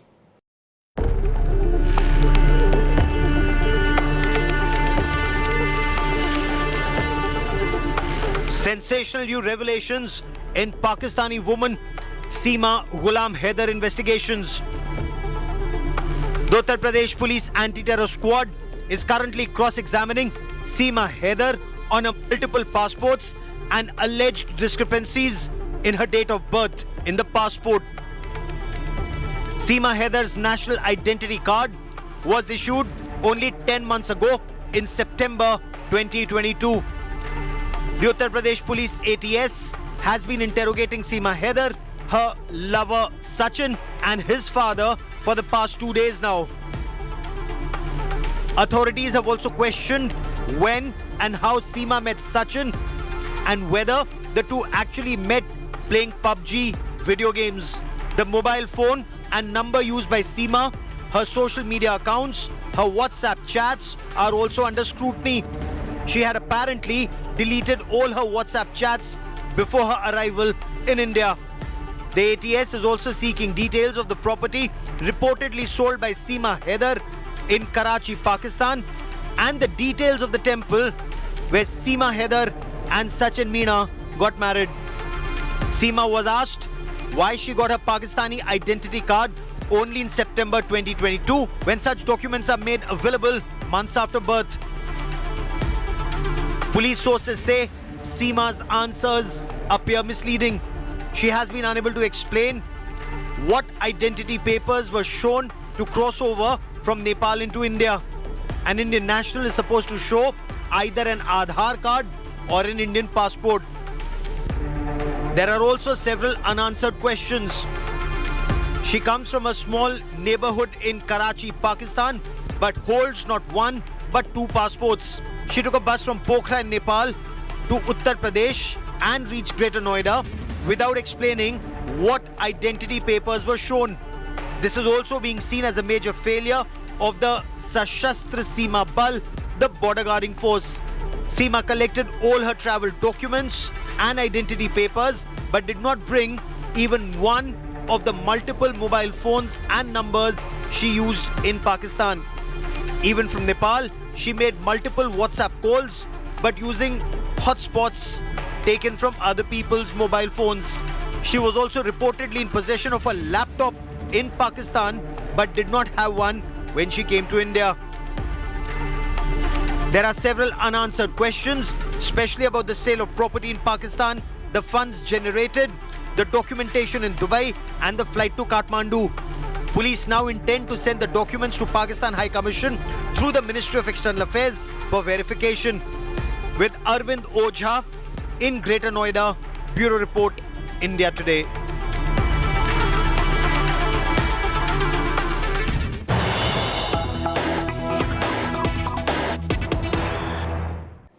And news just coming in, Seema Ghulam Haider it seems, has a brother in Pakistan Rangers. She also has an uncle, a chacha, in a senior position in Pakistan Army. India Today has accessed a picture of Seema Haider's brother, who's in Pakistan Rangers, a Pakistani paramilitary force. He's apparently posted in Karachi. Her uncle, according to her husband, is at a senior position, bade ohde par hai, in the Pakistan Army. He's reportedly posted in Islamabad. India Today's Arvind Ojha spoke to Seema Haider's husband, Ghulam Muhammad Haider, in Saudi Arabia. Let's quickly listen into some of the excerpts of that exclusive conversation. ये जो सीमा हैदर, इसके भाई का नाम आसिफ है ना? तो आसिफ कहाँ है अभी, किसमें है, कहाँ काम करते हैं? इधर ड्यूटी है इसका, तो रेंजर्स में है इधर कराची में। क्या पाकिस्तान रेंजर्स में है, फौजी हैं? और इनके जो चाचा है सीमा के, वो गुलाम अकबर, वो भी बड़े उधर में इस्लामाबाद में। कहाँ पे है? इस्लामाबाद। इस्लामाबाद में। अच्छा, क्या नाम है उनका? गुलाम अकबर। गुलाम अकबर, वो भी फौजी हैं? वो बड़ा रंजित का सुधार। अच्छा, तो मतलब आपके कहने का मतलब है कि जो सीमा का भाई है आसिफ, ये कहाँ रहता है? कराची। आपकी मुलाकात हो चुकी है आसिफ से? हाँ, मुलाकात घर पे था, उधर होता था। इधर जो आया हूँ मैं, सऊदी में मेहनत मजदूरी कर रहा हूँ, मुलाकात नहीं हुआ। बातचीत होती थी, मेरे घर पे आता था बच्चों के साथ मिलने के लिए। अच्छा, तो उन्होंने बताया था 4-10 दिन के बाद तो उन्होंने बताया था कि वो फौजी हैं पाकिस्तान आर्मी में, और वो चाचा गुलाम अकबर वो भी वो सूबेदार हैं, वो बड़े ओहदे पे हैं। अच्छा अच्छा अच्छा, ठीक है, ठीक। Apparently, Seema Ghulam Haider from Karachi, Pakistan, has been unable to explain why she had two valid Pakistani passports, or the discrepancy in her age. She says she's 27 years old, but the passport records her date of birth as January 1, 2002, which would make her 21 years old. Both her passports, incidentally, have the same date of birth, but different names. Let's try and make sense of these latest revelations. She was questioned for over 10 hours even today. Joining me on India First is Arzu Kazmi, a journalist and analyst from Pakistan. Sushant Sareen is a senior fellow at the Observer Research Foundation. But my first question is to India Today's Arvind Ojha. Arvind, 10 घंटों से ज्यादा आज भी पूछताछ हुई है सीमा हैदर से। सीमा का भाई पाकिस्तानी रेंजर्स में है, उसके चाचा किसी बड़े ओहदे पर है पाकिस्तानी आर्मी में। जांच में क्या क्या निकल कर आ पाया है, आपके सूत्र आपको क्या बता रहे हैं? देखिए, 10 घंटे की पूछताछ आज एटीएस ने की है सीमा हैदर से, उसका जो तथाकथित पति है सचिन, उससे, और उसके अलावा सचिन के जो पिता हैं उससे। कल 8 घंटे भी पूछताछ हुई थी, लेकिन इंडिया टुडे की टीम ने ट्रैक किया जो सीमा का हस्बैंड है, जो सऊदी अरब में है, गुलाम हैदर, और उससे बातचीत की। जो गुलाम हैदर है उसने बातचीत में बताया कि जो सीमा हैदर का भाई है आसिफ, वो पाकिस्तान रेंजर्स में है, पाकिस्तान आर्मी में है। बहुत मुमकिन है कि कुछ वक्त पहले उसने छोड़ दिया था। जबकि जो सीमा का चाचा है, जो सीमा का अंकल है, गुलाम अकबर उसका नाम बताया जा रहा है, वो इस्लामाबाद में पाकिस्तान आर्मी में किसी बड़े पद पर है। ये दो बड़े खुलासे हैं, और यही जो जानकारी है उत्तर प्रदेश एटीएस को लगी, जिसके बाद कान खड़े हुए। इसीलिए बार बार पूछताछ की जा रही है, और एटीएस ये जानने की कोशिश कर रही है कि क्या सीमा वाकई प्यार के चक्कर में सचिन के पढ़ के इंडिया आई, अवैध तरीके से आई, बिना किसी वीजा के आई। यही सब कुछ एटीएस जानने की कोशिश कर रही है। साथ ही साथ मोबाइल से कुछ डेटा डिलीट था, वो भी जानकारी जुटाने की कोशिश कर रही है कि क्या बातचीत थी, किस तरह का डेटा डिलीट हुआ। तो कल 8 घंटे की पूछताछ हुई थी, आज 10 घंटे की पूछताछ हुई, और सबसे ज्यादा जो पूछताछ हुई है वो पाकिस्तान आर्मी से जो सीमा का कनेक्शन है, इसी को लेकर पूछताछ हुई। रहिए मेरे साथ, let me bring in Aarzoo Kazmi into this conversation. Aarzoo, is it normal in Pakistan for any citizen to have 2 valid passports? Look at the number, HZ0004421 and HZ0004422. No, Gaurav, I don't think that anyone can have two valid passports. ये जरूर है कि पुराने passport साथ रखे जा सकते हैं, but not two valid passports. It's not allowed in Pakistan. Nobody can have it. But the most important thing is that our media is very, mysteriously silent on this subject. Nobody is talking about this case. Nobody is talking about Seema in Pakistan, especially mainstream media.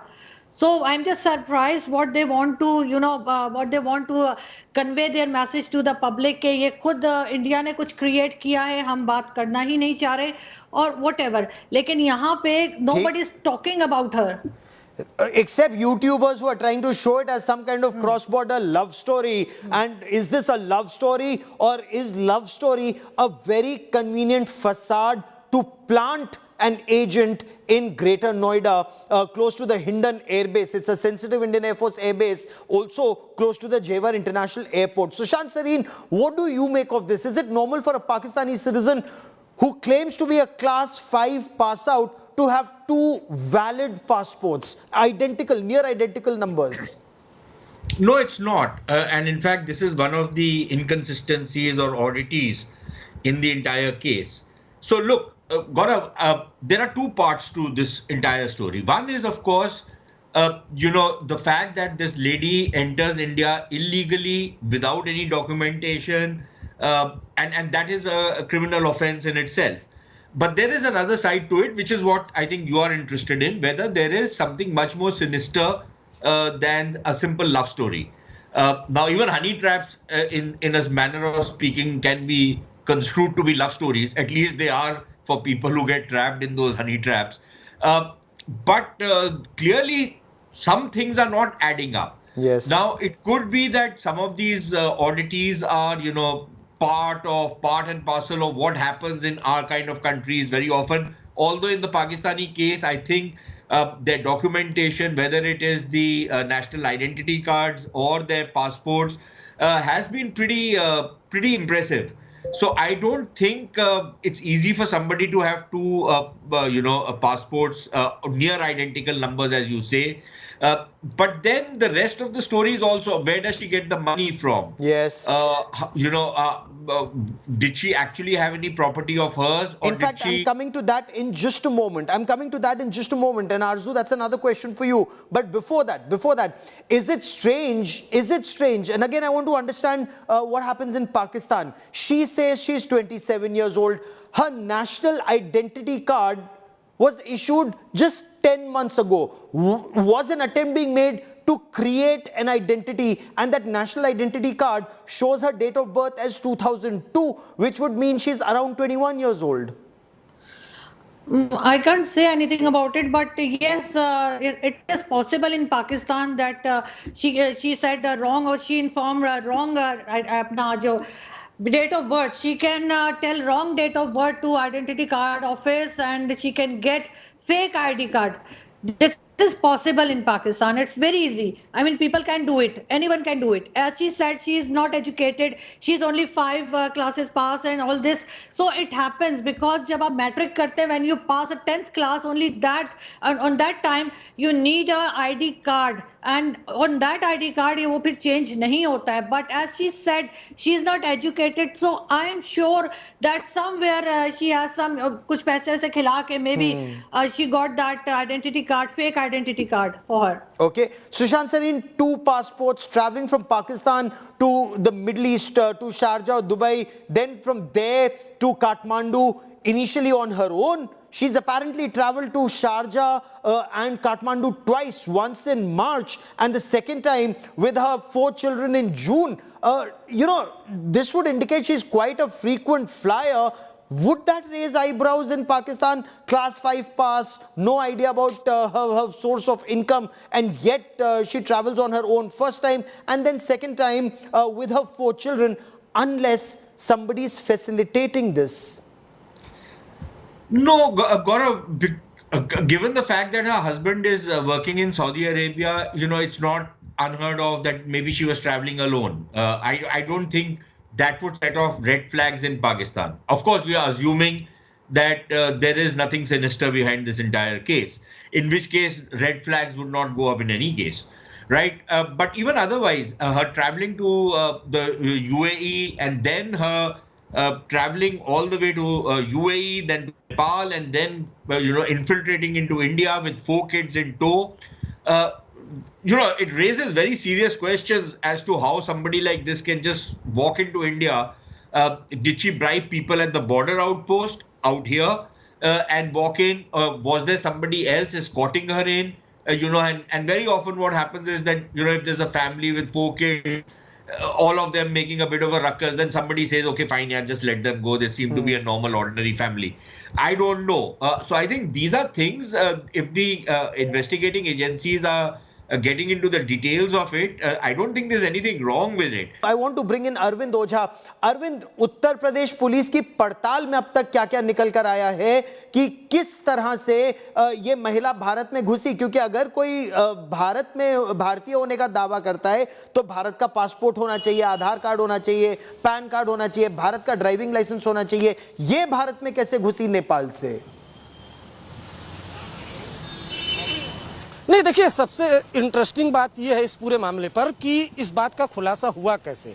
ये महिला आती है नेपाल से, बस में बैठती है और गोरखपुर सिद्धार्थ नगर से होते हुए वो ग्रेटर नोएडा आती है, सचिन के घर पर रुकती है और 13 से 14 दिन बाद जो फैमिली के लोग हैं सचिन के, उनको वो कहते हैं कि तुम पाकिस्तानी हो, तुम्हें शादी करनी हो। शादी करने ये ग्रेटर नोएडा से बुलंदशहर जाते हैं एक लॉयर के पास, और लॉयर को जैसे ही पता चलता है कि ये पाकिस्तानी महिला है, इसके पास पाकिस्तानी आइडेंटिटी है, तुरंत वो पुलिस को जानकारी देता और इस तरह से इस पूरे मामले का खुलासा हुआ। उसके बाद नोएडा पुलिस उसको अरेस्ट करती है, लेकिन जासूसी के एंगल पर नहीं, वैलिड वीजा नहीं था, वीजा था ही नहीं, अवैध तरीके से घुसपैठ करने के आरोप में इसको अरेस्ट किया गया और अरेस्ट करने के बाद इसको जेल भेज दिया गया। उसके बाद इसको बेल मिल गई। बेल को भी अपोज नहीं किया था नोएडा पुलिस ने।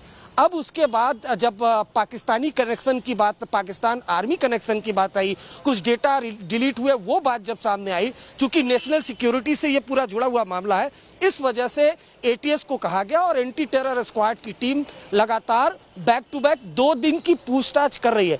यहाँ एक चीज बता दूं कि नोएडा पुलिस ने तो क्लीन चिट दे दी थी कम से कम जासूसी के एंगल पर, लेकिन 2 पासपोर्ट होने के बावजूद नोएडा पुलिस के कान नहीं खड़े हुए। इन्वेस्टिगेशन में सवाल, 2 पासपोर्ट एक महिला के पास है, गैर कानूनी तरीके से पाकिस्तानी भारत में घुस आई और उनके कान नहीं खड़े हुए। देखिए, फेलियर तो यहाँ सबसे पहले ये है कि एक तरीके से जो इंटेलिजेंस एजेंसीज है उसका फेलियर है। अगर नेपाल से कोई महिला, वो भी पाकिस्तानी, वो और न वीजा उसके पास है, और वो अगर एंट्री कर जाती है, न सिर्फ एंट्री कर जाती है बल्कि नेपाल से बहुत दूर दिल्ली से बेहद करीब एक इलाके में आकर 13 से 14 दिन रुकती है, तो सवाल तो नोएडा पुलिस पर, नोएडा की जो LIU है, लोकल इंटेलिजेंस यूनिट है, उस पर खड़े होते हैं। क्योंकि देखिए गौरव, खासकर ये जो ग्रेटर नोएडा का इलाका है, इस इलाके से पिछले दिनों कई ऐसे चाइनीज नेशनल हैं जो पकड़े गए हैं, जिन पर कई गंभीर सवाल उठे और उनके बाद उनको डिपोर्ट किया गया है। तो ऐसे में जहां पर दिल्ली से बेहद करीब ये इलाका है, दिल्ली में इतने सेंसिटिव प्लेसेस है, खुद हिंडन, जैसा आपने कहा, हिंडन एयरबेस बहुत पास है, वहां पर अगर कोई पाकिस्तानी नागरिक आकर रहता है, अवैध तरीके से आकर रहता है और एजेंसीज को पता नहीं चलता है, तो ये अपने आप में बड़ा सवाल है। सही बात है, और कहीं ना कहीं सवाल ये सीमा पर भी खड़ा करता है कि आखिर कैसे, सवाल सीमा पर भी है कि कैसे वो इस तरीके से अंदर दाखिल होती है कि किसी को कानों कान खबर नहीं होती है, उसे मालूम है कि किस रूट से आना है, किस बस में बैठकर आना है, और उसके बाद वो आराम से आकर रहती है। लेकिन जब सचिन के फैमिली के लोग उस पर प्रेशर डालते हैं कि अब तो तुम्हें शादी करनी पड़ेगी, नहीं, और वो तो अगर वकील ने नहीं कहा होता तो वो तो एक स्लीपर सेल तैयार होता हमारे देश में। अगर वकील ने पुलिस को ना बताया होता, her brother is in the Pakistani Rangers, her chacha is India Today's Arvind Ojha just revealed he's spoken to the husband. The husband says, the husband is in Saudi Arabia, Ghulam Haider. He says the chacha is बड़े ओहदे पर है Pakistan army में, इस्लामाबाद में। isn't all of this very, very odd? Karachi has many criminal gangs, but remember, from what we have been told, she was living in a rented property. Yes. You can't sell your rented property until and unless you have major connections with criminals, or there is something else happening. There is some other property which she sold off, but her husband claims there is no other property which they have.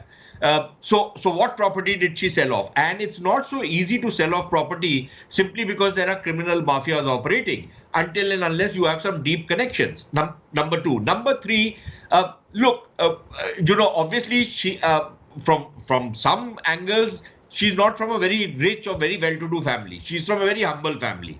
Now, for somebody who's working as, I don't know what her husband is working as in the Middle East, but for example, if he's a small timer out there, for him even a havaldar or a honorary guy in the army would be a very big order, right? I'm sure it's not some general in the GHQ who's related to her. I doubt it very much. If it is, then I think you've got an asset in your hands. But I doubt if that is going to be the case. But like I said, there's just too many angles to this story, and I hope that the investigating agencies are going to do a thorough job. But one thing I must say, Noida police has to be indicted because they just did not do due diligence. For them to take notice of somebody who has entered illegally in India, that also from a hostile country like Pakistan, somebody who has entered illegally, for them to, have a very perfunctory kind of an investigation and then not even oppose her bail, let her go and act as everything is normal, I think serious questions need to be asked of Noida police.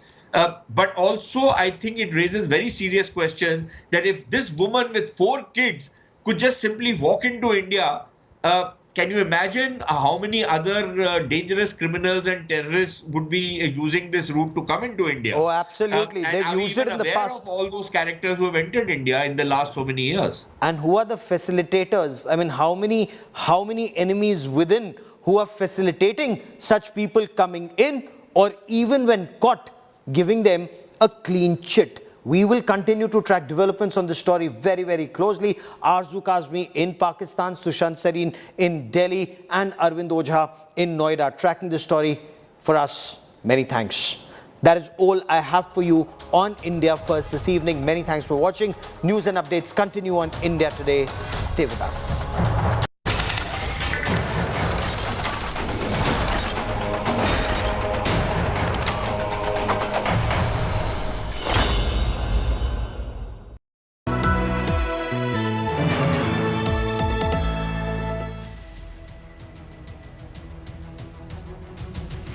Standing on the ring road, you can see there's only water, water and water everywhere. What could have been done to provide proper facilities to the people who have been affected by the Yamuna flood? How long will it take for normalcy to return to Delhi? The national capital now finding itself virtually submerged in water. Grounded in journalism, on the ground reporting, in the water reporting, only on India Today TV.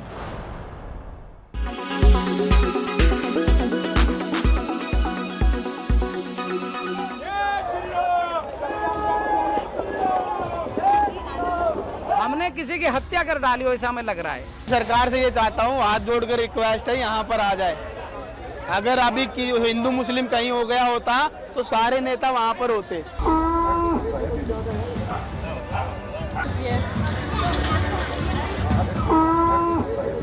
The blue-colored construction that you see there is a cow shelter located just below a bridge in Delhi. But the floods didn't spare it, and many cows and other animals were left stuck, battling for their lives. काफी गायें जो हैं वो पूरी डूब चुकी हैं, जिनके अंदर पेट में पानी भर चुका है। 3 सांड मैंने अपनी आंखों से देखे हैं जो बुरी तरह से फूल के और तैर रहे हैं उसमें, जो मर चुके हैं। अंदर स्नेक घूम रहे हैं, सांप घूम रहे हैं गौशाला में, और सांड आपस में लड़ रहे हैं। गाय एक दूसरे की तरफ भाग रही है, दौड़ रही है, टक्कर मार रही है।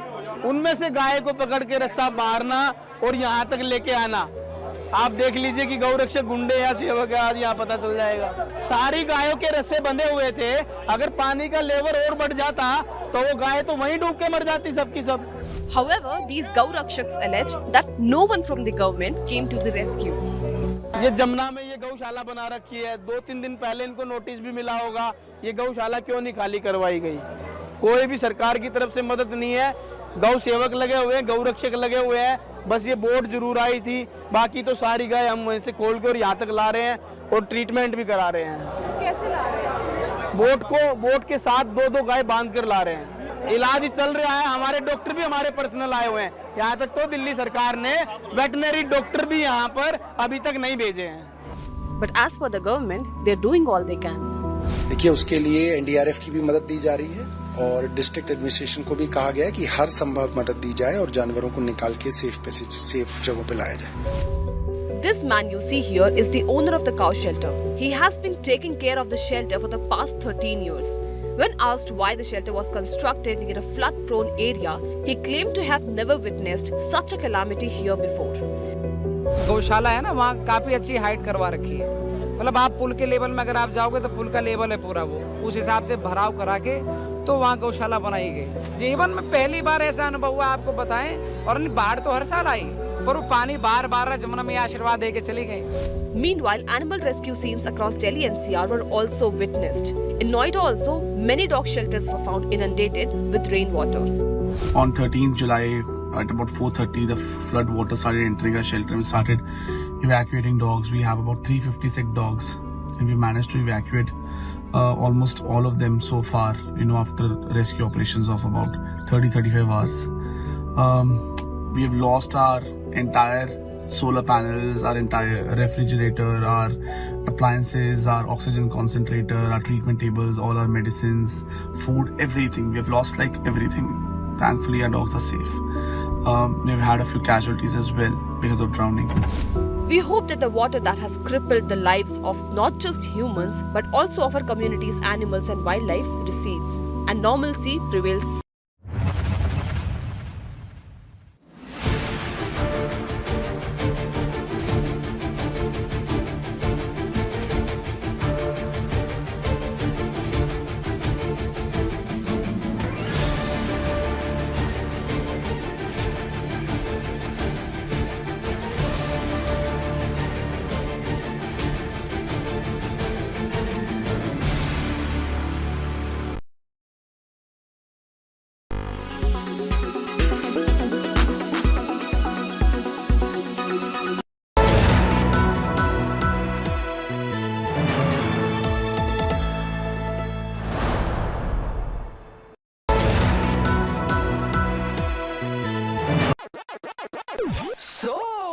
Sorry.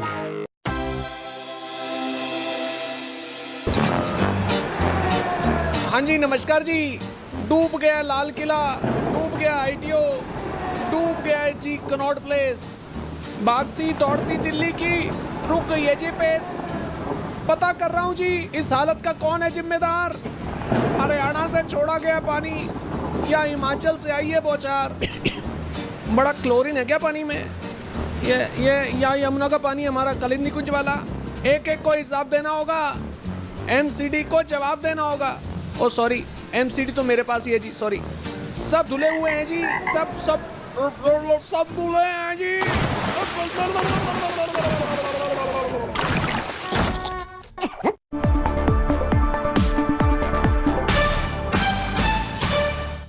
Hello and welcome. You're with us here on Business Today. I'm Abha Bakaya. Here are the day's top stories. Gautam Adani addresses Hindenburg allegations head-on at AGM, says vested interests wrote the report to hurt the conglomerate in order to damage its image. Adds that India will be a $25 to $30 trillion economy by 2050. Markets slip from record highs, end with marginal gains. IT stocks continue their winning streak. Reliance and Adani Group stocks also boost market sentiment. Finance Minister Nirmala Sitharaman and RBI Governor Shaktikanta Das jointly chair meeting of G20 finance ministers and central bank governors. Discussions see agreement on CBDC and some consensus on international taxation. Sleepwell owner Sheila Form acquires Kurlon for 2,150 crore rupees. Forays into the branded furniture market by acquiring 35% stake in Furlenco. Management targets 5,000 crore rupee revenue.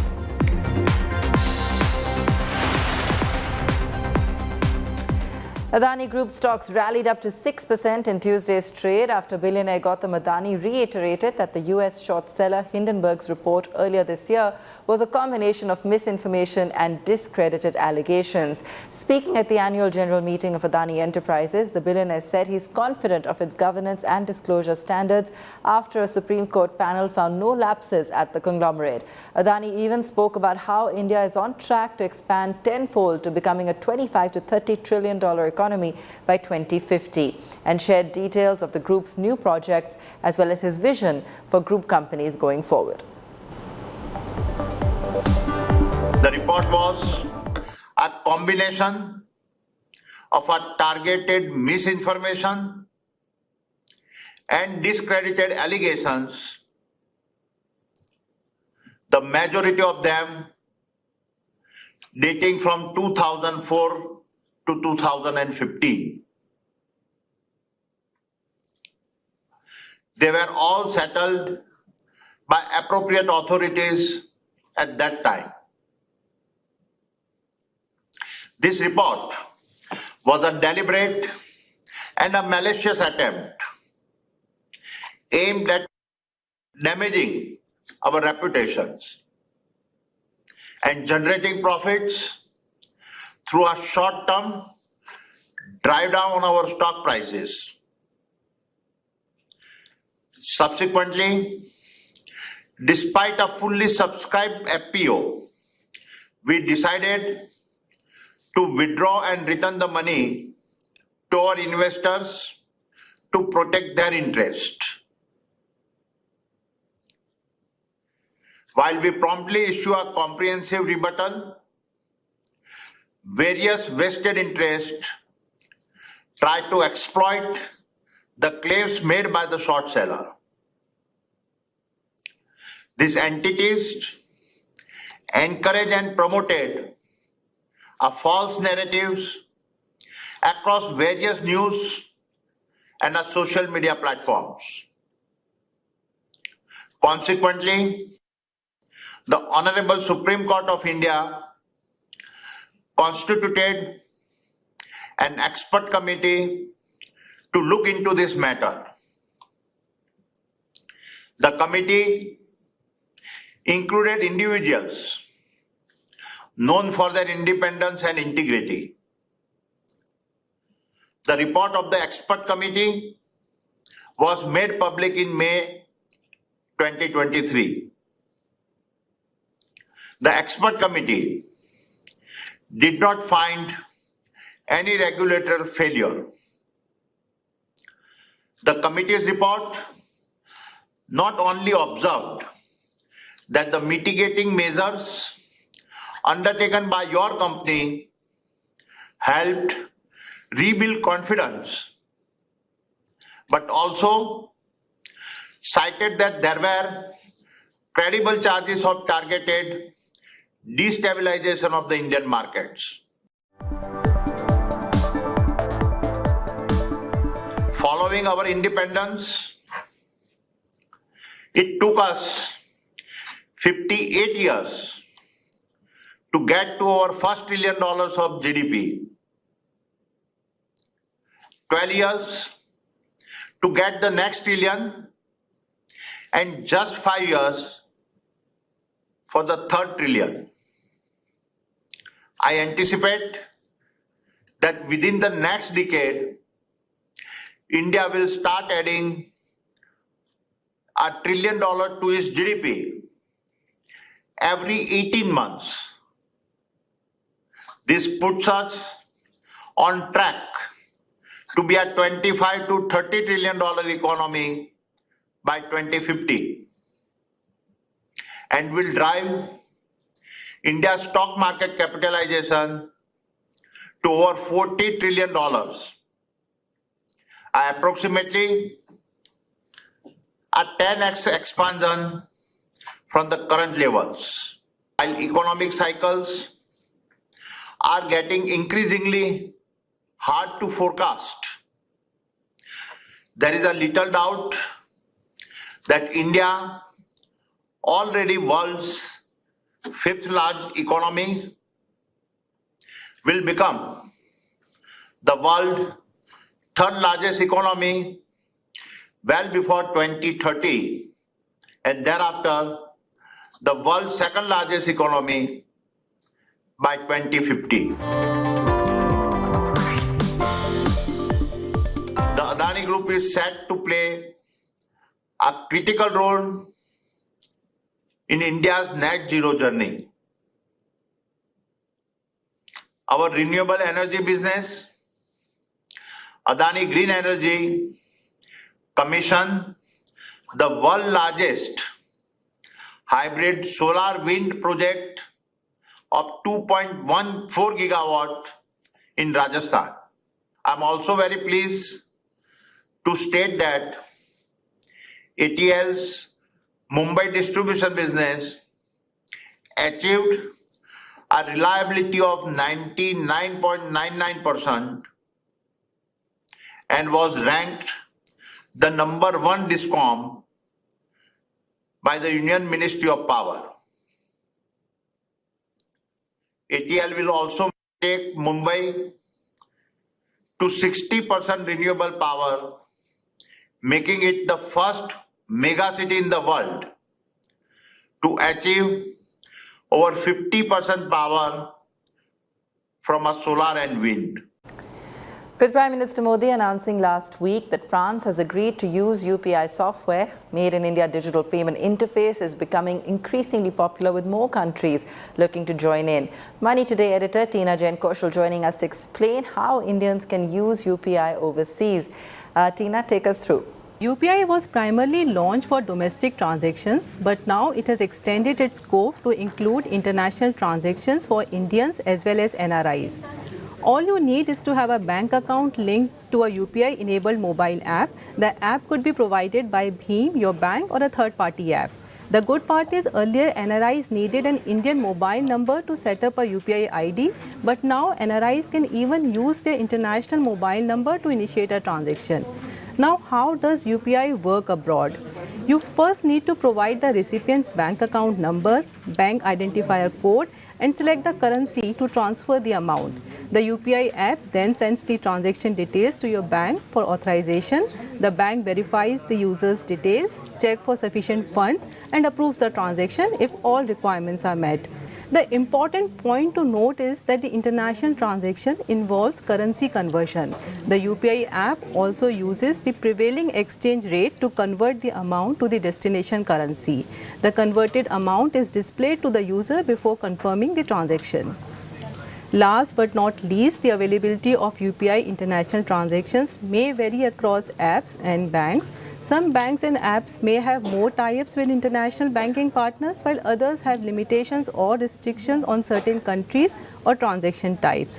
Therefore, it is advisable to check with your respective bank or UPI app providers for detailed information on international UPI transactions. Thanks for that, Tina.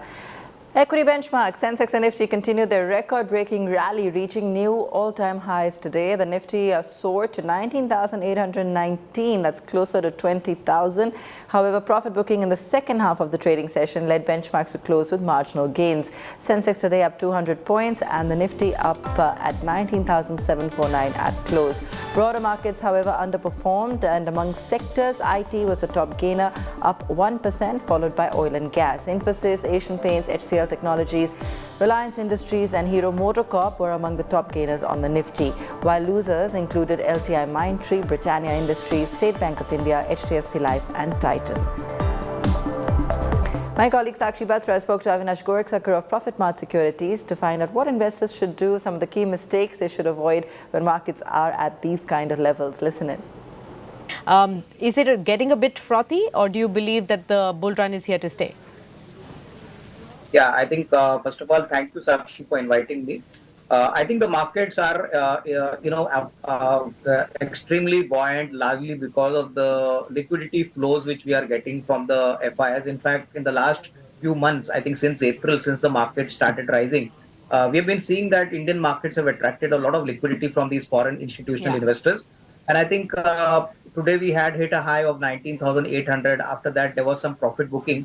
But my sense is that, if corporate results are better than expectations and, the Fed policy, which is due for July 25th, if there is some mild positive surprise in terms of the commentary from Mr. Powell, then I think the markets could head to higher odd levels. And I think we should not be surprised. The markets could possibly even look at touching 20,000 in the very near term. But I think it would be a gradual journey from here on. What is the right way to approach the market right now? What should one do and what should one not do when the markets are at record levels? See, I think for investors who have participated in this rally and have made a decent amount of profits, my suggestion is that, this is a very volatile market and we are going to see higher levels. But in the intermediate, it's always better to book your, book profits regularly, because, that is how you can secure your margin of safety. So I think at least once your capital is recovered, then I think the investor is at ease, whatever index level the market throws up. So that strategy, I think investors should do. They should not stick only to paper profits. They should convert them to some cash flow. Secondly, for investors who want to enter the markets now, I think be careful about penny stocks and companies, which are not tried and tested. There are many companies which are, running into 52-week highs without any track record or balance sheet strength. So I think focus on quality, focus on the promoter, and look at the sector. I think clearly the sectors which I mentioned are all sectors which probably could show very strong earnings growth for the next 6 to 12 months. So I think you need to be a little selective at this point of time to ensure that you get a decent alpha in the next 6 to 12 months. Let's take a quick break. When we return, after France, now South Africa is also set to welcome UPI. BTTV brings you an exclusive conversation with South Africa's finance minister.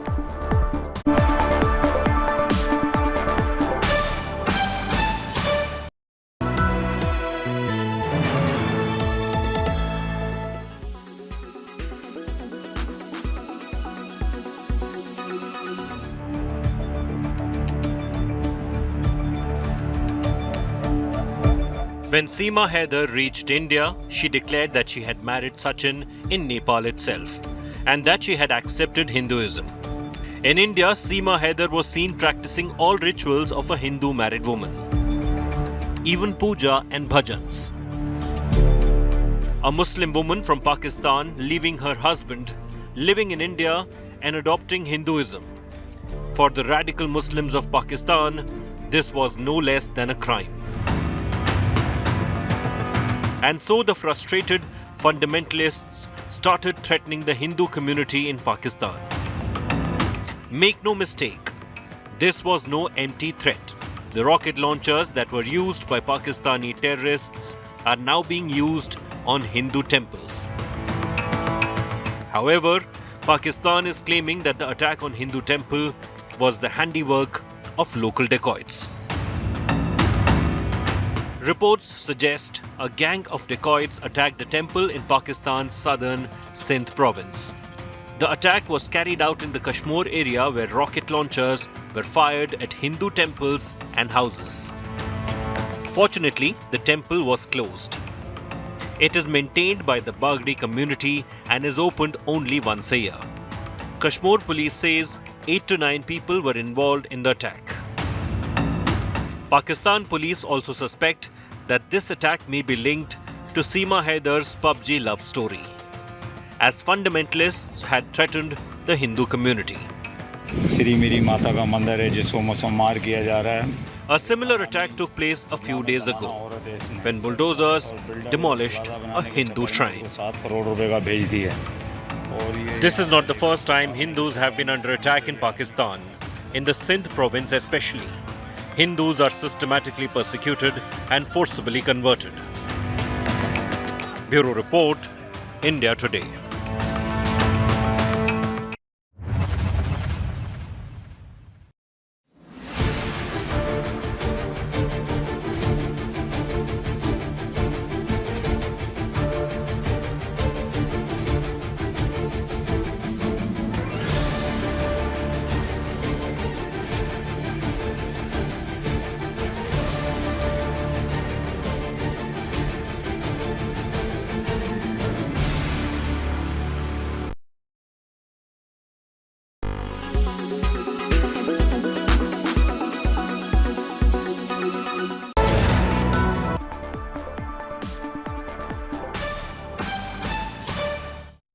Welcome back. The third G20 finance ministers and central bank governors meeting under the Indian G20 presidency is underway at Gandhinagar, Gujarat. Finance Minister Nirmala Sitharaman and RBI Governor Shaktikanta Das jointly chaired the meeting. Here are a few excerpts from the press conference earlier today.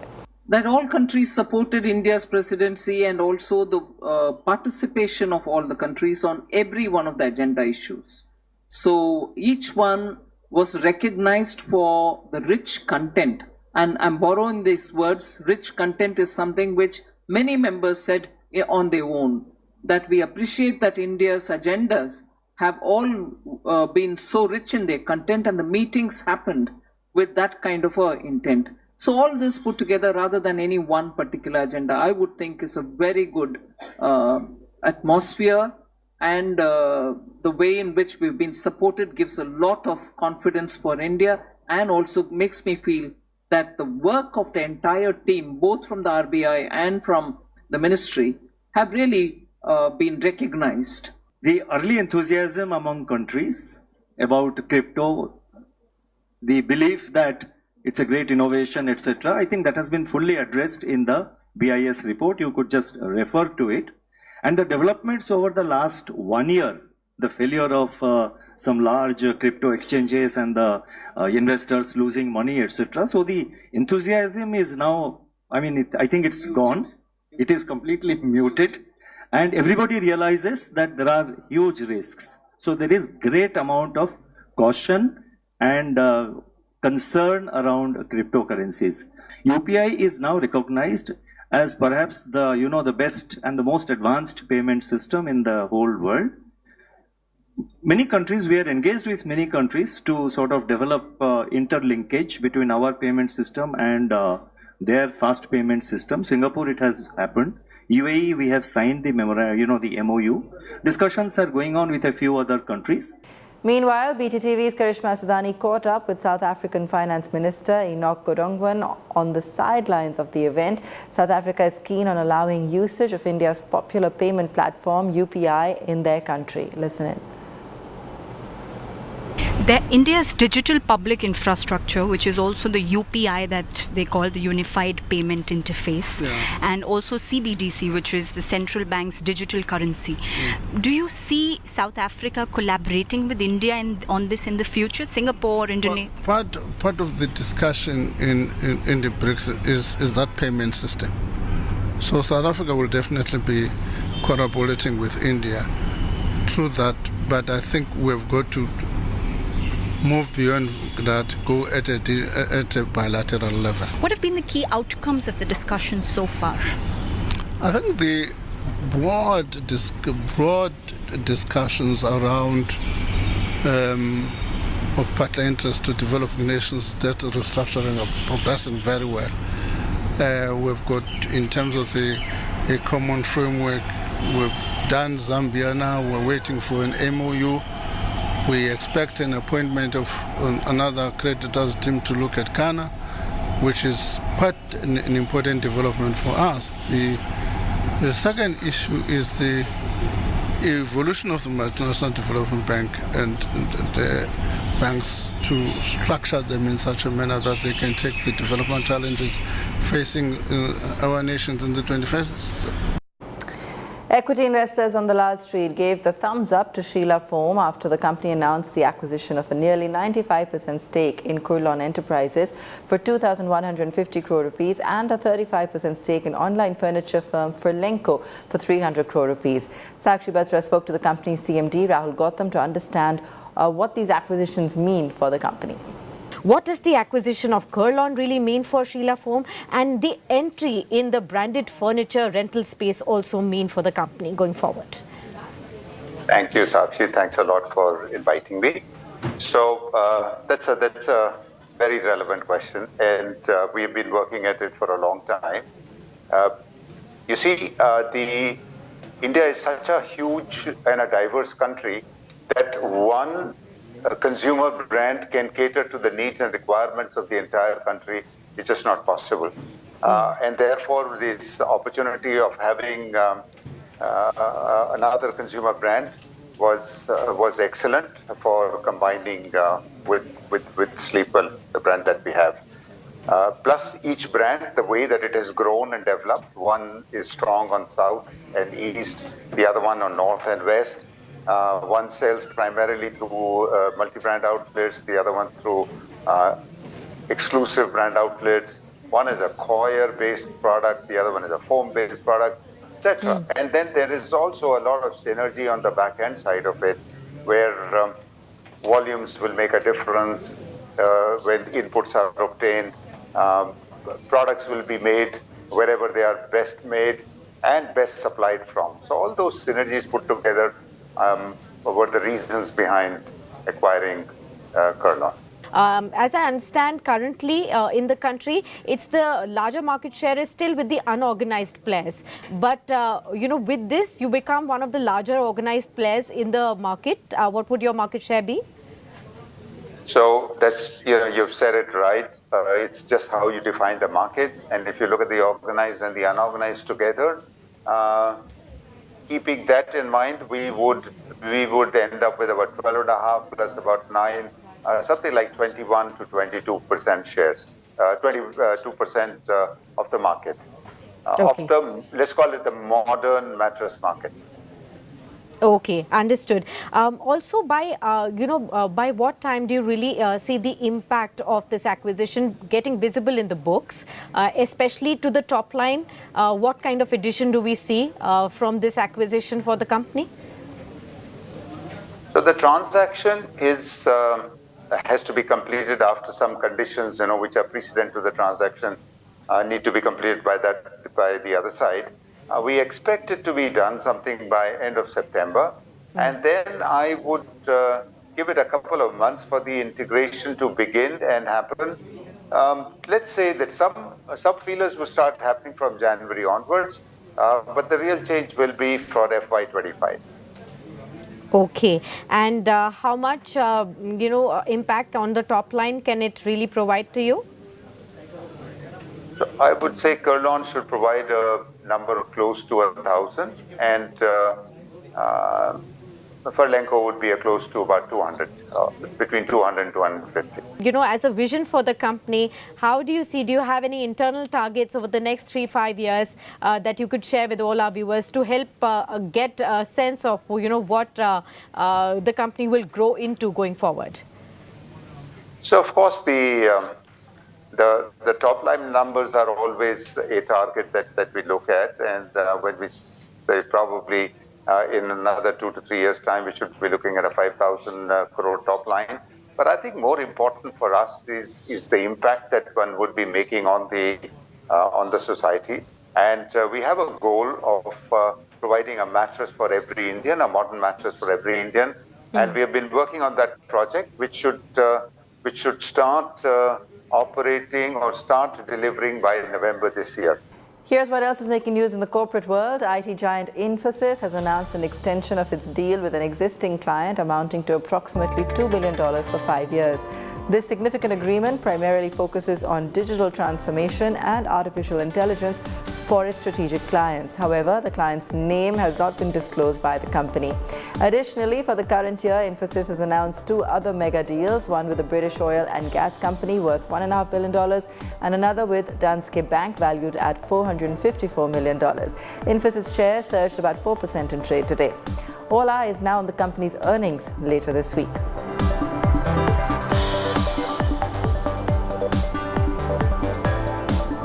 NetWeb Technologies witnessed an overwhelming response from investors on the second day of its IPO bidding process. The issue was subscribed more than 9.14 times at the end of day 2. NetWeb Technologies India has set the price band for its shares at 475 to 500.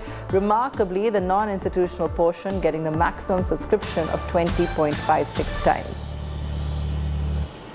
SoftBank has sold another 2% stake in Paytm via open market transaction, generating over $200 million. The sell comes amidst when Paytm's share price has been consistently above 830 rupees, reflecting the company's profitability. This is the first time the investor managed to sell shares of the fintech company at profit since November 21. Paytm shares slipped over 2% following the news.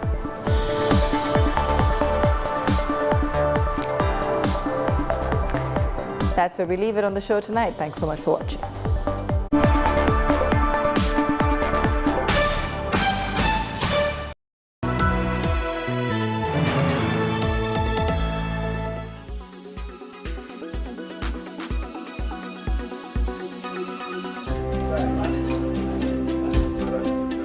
never too late to chase your dream. Anil Kumar Mishra took to art late in his life, but what started as a hobby has become a passion over the years. The 70-year-old from Ramnagar in Jharkhand spends his time giving new life to waste wood. मैं समझता हूँ कि ये कोई ईश्वरीय then है, जो शक्ति है, जो मुझे प्रेरणा देता है और मैं इसको कार्य रूप में परिणत कर पाता हूँ. Mishra's tryst with art started in 2007 when he was a school teacher. गाछ है बहुत पुराना, हजारों साल पुराना गाछ है जिसमें बहुत सारे दीमक खाए हुए हैं, बहुत टिड्डा रहते हैं सर. और उसी गाछ का टुकड़ा से एक प्रेरणा जगी हमको और उसी गाछ के टुकड़ा से मैं एक बर्ड का भाव आया और मैं उसमें क्रिएशन का शुरुआत वहीं से हुई. In the beginning, not everyone was his fan. तो मुझे तो काफी बुरा लगता था, कभी कोई लड़ाई झगड़ा हो ही जाता था कि पुराना लकड़ी क्यों लेके आ रहे हैं. लकड़ी लाके जब इकट्ठा करना शुरू किए तो थोड़ा हो जाता था झगड़ा. जब बनाना शुरू किए तो जब पूरा बनने लगा तब बन के फिर बहुत अच्छा लगने लगा. अब तो खैर जान गए तो अब कोई बात नहीं. Now his family and friends bring the raw materials for him. Support मुझे वो अगर गवर्नमेंट की तरफ से कुछ मिलता है तो मैं और इसको आगे बढ़ा सकता हूँ. Mishra has won many prizes for his art. He has created more than 1,000 sculptures. With Rajesh Verma in Ramgarh, Bureau Report, India Today.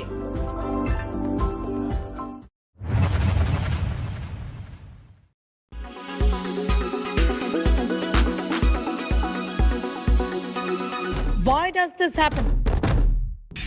Let me tell you the science behind it.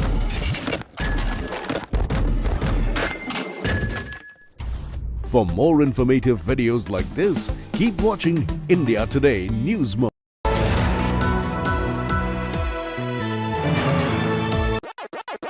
So sorry.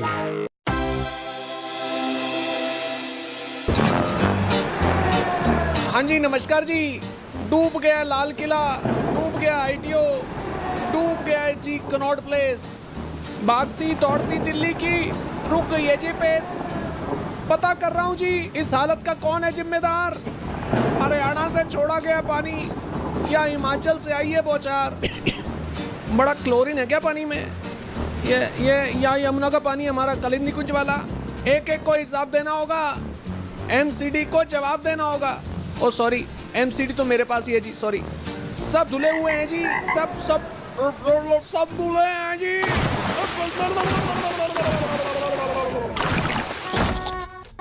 Good evening viewers, let's take a look at the weather report across the major cities this evening.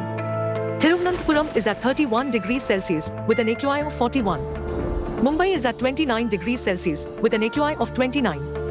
Panji is at 24 degrees Celsius with an AQI of 29. Ahmedabad is at 30 degrees Celsius with an AQI of 54. Bhopal is at 30 degrees Celsius with an AQI of 23. Jaipur is at 31 degrees Celsius with an AQI of 54.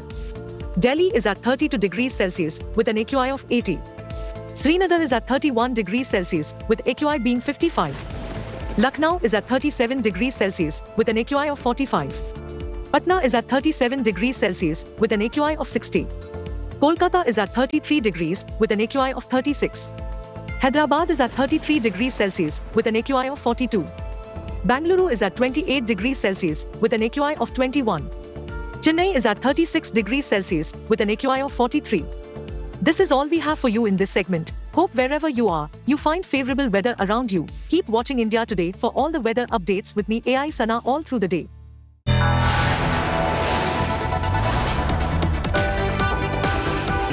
You are watching India Today.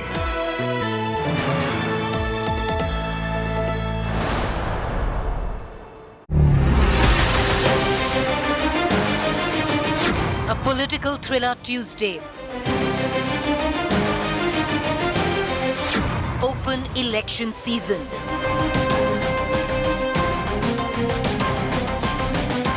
Clash of political conclaves and a new formulation.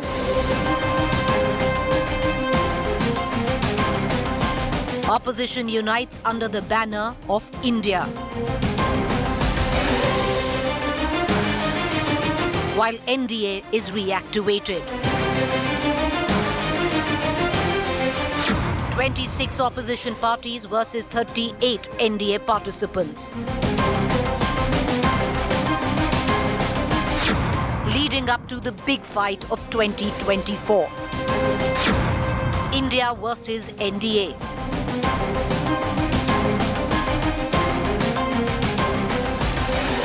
Challenges for both. Will BJP be more inclusive of its junior partners? Can India set aside internal differences? India versus NDA. It's game on.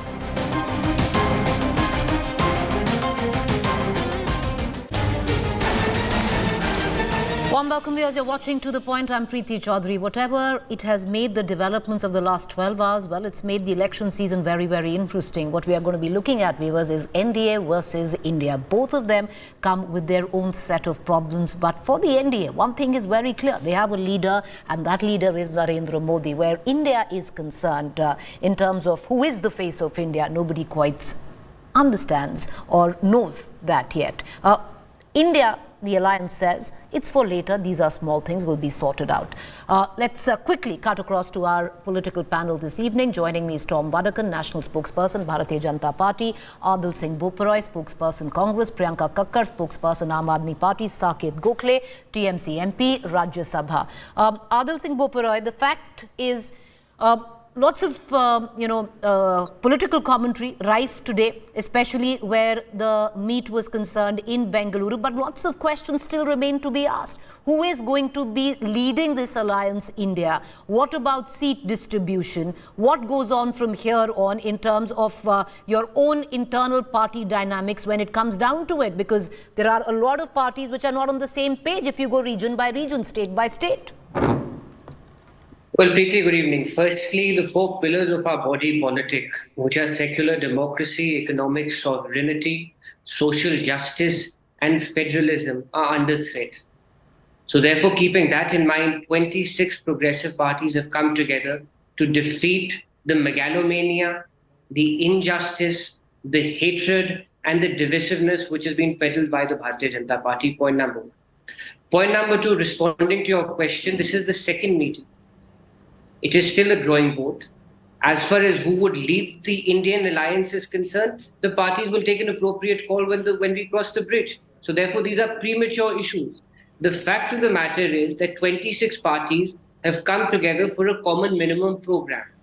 And that common minimum program focuses on saving our democratic soul. Over the past 9 years, and I think there's no gainsaying in this, that the Bharatiya Janata Party has destroyed everything for which this country stands on. Our federal structure, how the offices of the governor and the lieutenant governor have been utilized to promote BJP's political machination. How the situation in Manipur is not hidden from anybody. I think perhaps this must be the first time that the Prime Minister of this country has not uttered a word on an integral part of India where there have been ethnic clashes which have been going on for over 60 days. Price is breaking the back of an ordinary citizen. So therefore, these are the issues. Individual doesn't matter, Preeti. Individual doesn't matter. Tom Vadakan, this morning the Prime Minister did set the agenda somewhere leading up to both these conclaves, be it the NDA or be it now what is termed as India. But having said that, you speak of a corrupt alliance, you speak of it being an alliance which is run by dynasts. But having said that, Tom Vadakan, if you take a look at your own alliance, which is the resurrection of your NDA, LJP, JJP, Ajit Pawar, NCP, Apna Dal, even if you are going to go ahead with the likes of TDP or even the Akalis, they're all dynasts in their own. A fortnight ago, Ajit Pawar is being criticized as corrupt. He's in your fold. A year ago, less than a year ago, UP went to election. You, sir, know very well the kind of language Mr. O.P. Rajbhar used for your own lot, your own our own Prime Minister, yet he's in the fold. Preeti, let's get straight on this issue. First, you talked about the dynasts. Then you talked about the corruption. This is phase one. Let me make it very clear and categorical that the NDA You can check with the CBI, you can check with the ED. No investigation has been stopped. It's an ongoing process. Whatever is there, it is being investigated. Now, if you don't like it, it's a different matter. I'm talking about an institution called CBI or ED. This has been a tradition with these institutions, whether Congress was in power or the NDA was in power. Let me set that record straight. As to the question of dynast, what is the definition of a dynast? When you have a number 2 position ready to take over. It is not about your family members getting a ticket. This is about a number 2 coming and grafting power of a political party, whether it is But Mr. Tom Vadakan, what happened with the JJP, what happened with the LJP, what happened with Apna Dal? These are all dynast parties, sir.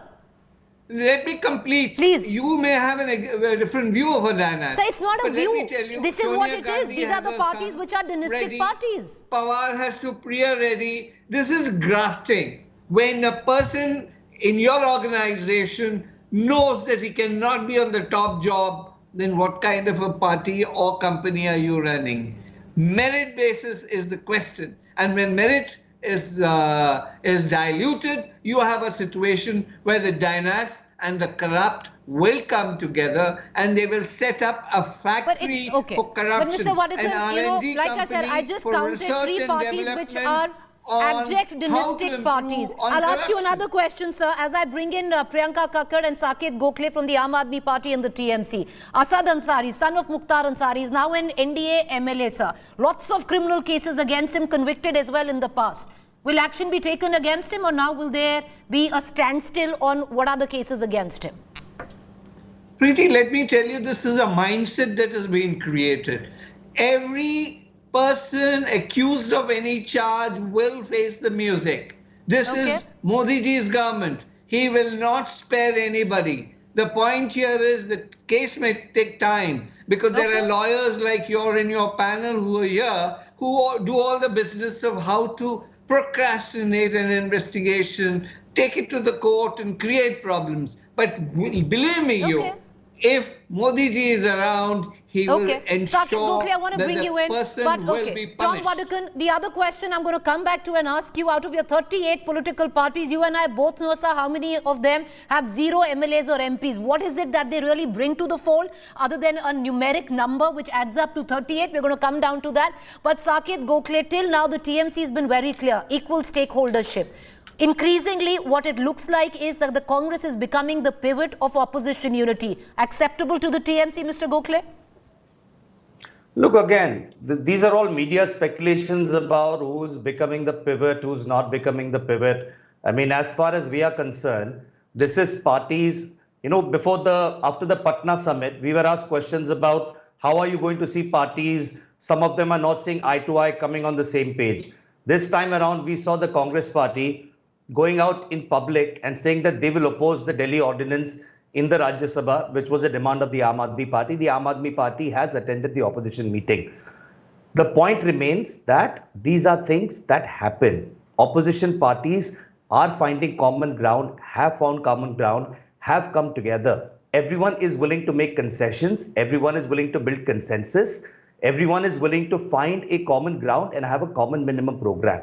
Now, these attacks such as dynastic parties and corrupt parties and this and that, I'm very proud to say that I got elected to the Rajya Sabha yesterday on my merit. I don't belong to any political dynasty. However, on the other side, every corrupt person that exists today is taken to the BJP, given money to topple a government, and then they are sent to the Rajya Sabha, given ministerial positions, be it Ajit Pawar, be it Eknath Shinde, be it any of that. So when the BJP spokesperson says that people will have to face the music under Mr. Modi, what he means is that Mr. Modi will send the CBI, he will break down their party and he will get them into his own party. The other problem with this joke of 38 parties getting together in the NDA is that BJP has shown one track record over the 9 years. Every party that they make an alliance with, they break that party and finish it off. Which is one reason why a lot of NDA allies in the past have broken ranks with the BJP, because they know that the only goal of the BJP is to get into that state, get defections from that party, break that party apart to make the BJP dominate itself. So these 38 parties don't mean anything on board, because at the end of the day, the BJP is going to bring down the number to 0. and finish all these parties, because at the end of the day, only thing that can exist for the BJP is BJP. They want a dictatorship. They don't want any other party to exist in this country. All right, Priyanka Kakkad, I want to bring you in. Lots of differences where it comes down where the I.N.D.A. party is concerned. What's going to come off Delhi? What's going to come off Punjab? You're going to be facing off with the Congress. But having said that, you know, a government which calls itself a Kattar Imandar government, who till now has called the Congress corrupt, right now practically in bed with the Congress in this alliance. Good evening, Preeti. Preeti, there are larger issues at stake right now, like the speakers before me mentioned. But I'd like to come to first answer Mr. Tom Vadakan's. He said that the inquiries are ongoing and no inquiry has closed. You know, perhaps this argument will hold water if the Vyapam scam is revived, because today in the morning they went and raided a TN minister of an allegation which pertains to the year 2007. So he might as well use those agencies and send them to the Madhya Pradesh government also. One is that. Secondly, there is this constant effort to run parallel governments through the Lieutenant Governor and the Governor, which is completely impairing the federal structure of the country, which is completely against the constitution of the country. There are blatant attempts for concentration of power. There are much bigger issues at stake that the country at this moment faces. There is the question of joblessness, a record high joblessness, or say inflation, record high inflation. And nobody is addressing these issues. The current government seems to be only interested in using these agencies to their advantage and breaking the federal structure. So this has to stop. Okay. This is the primary concern of all the parties which came together today. Look at the other side. Of the 38 which are meeting, 32 are the ones which have no MLA or MP. Of the 6 remaining, there is one Akali Dal which clearly in 2020 said that NDA is in the habit of using its allies as stepneys and spare tires. That was their word. Then they are relying on O.P. Rajbarji, who has called a PM whatnot.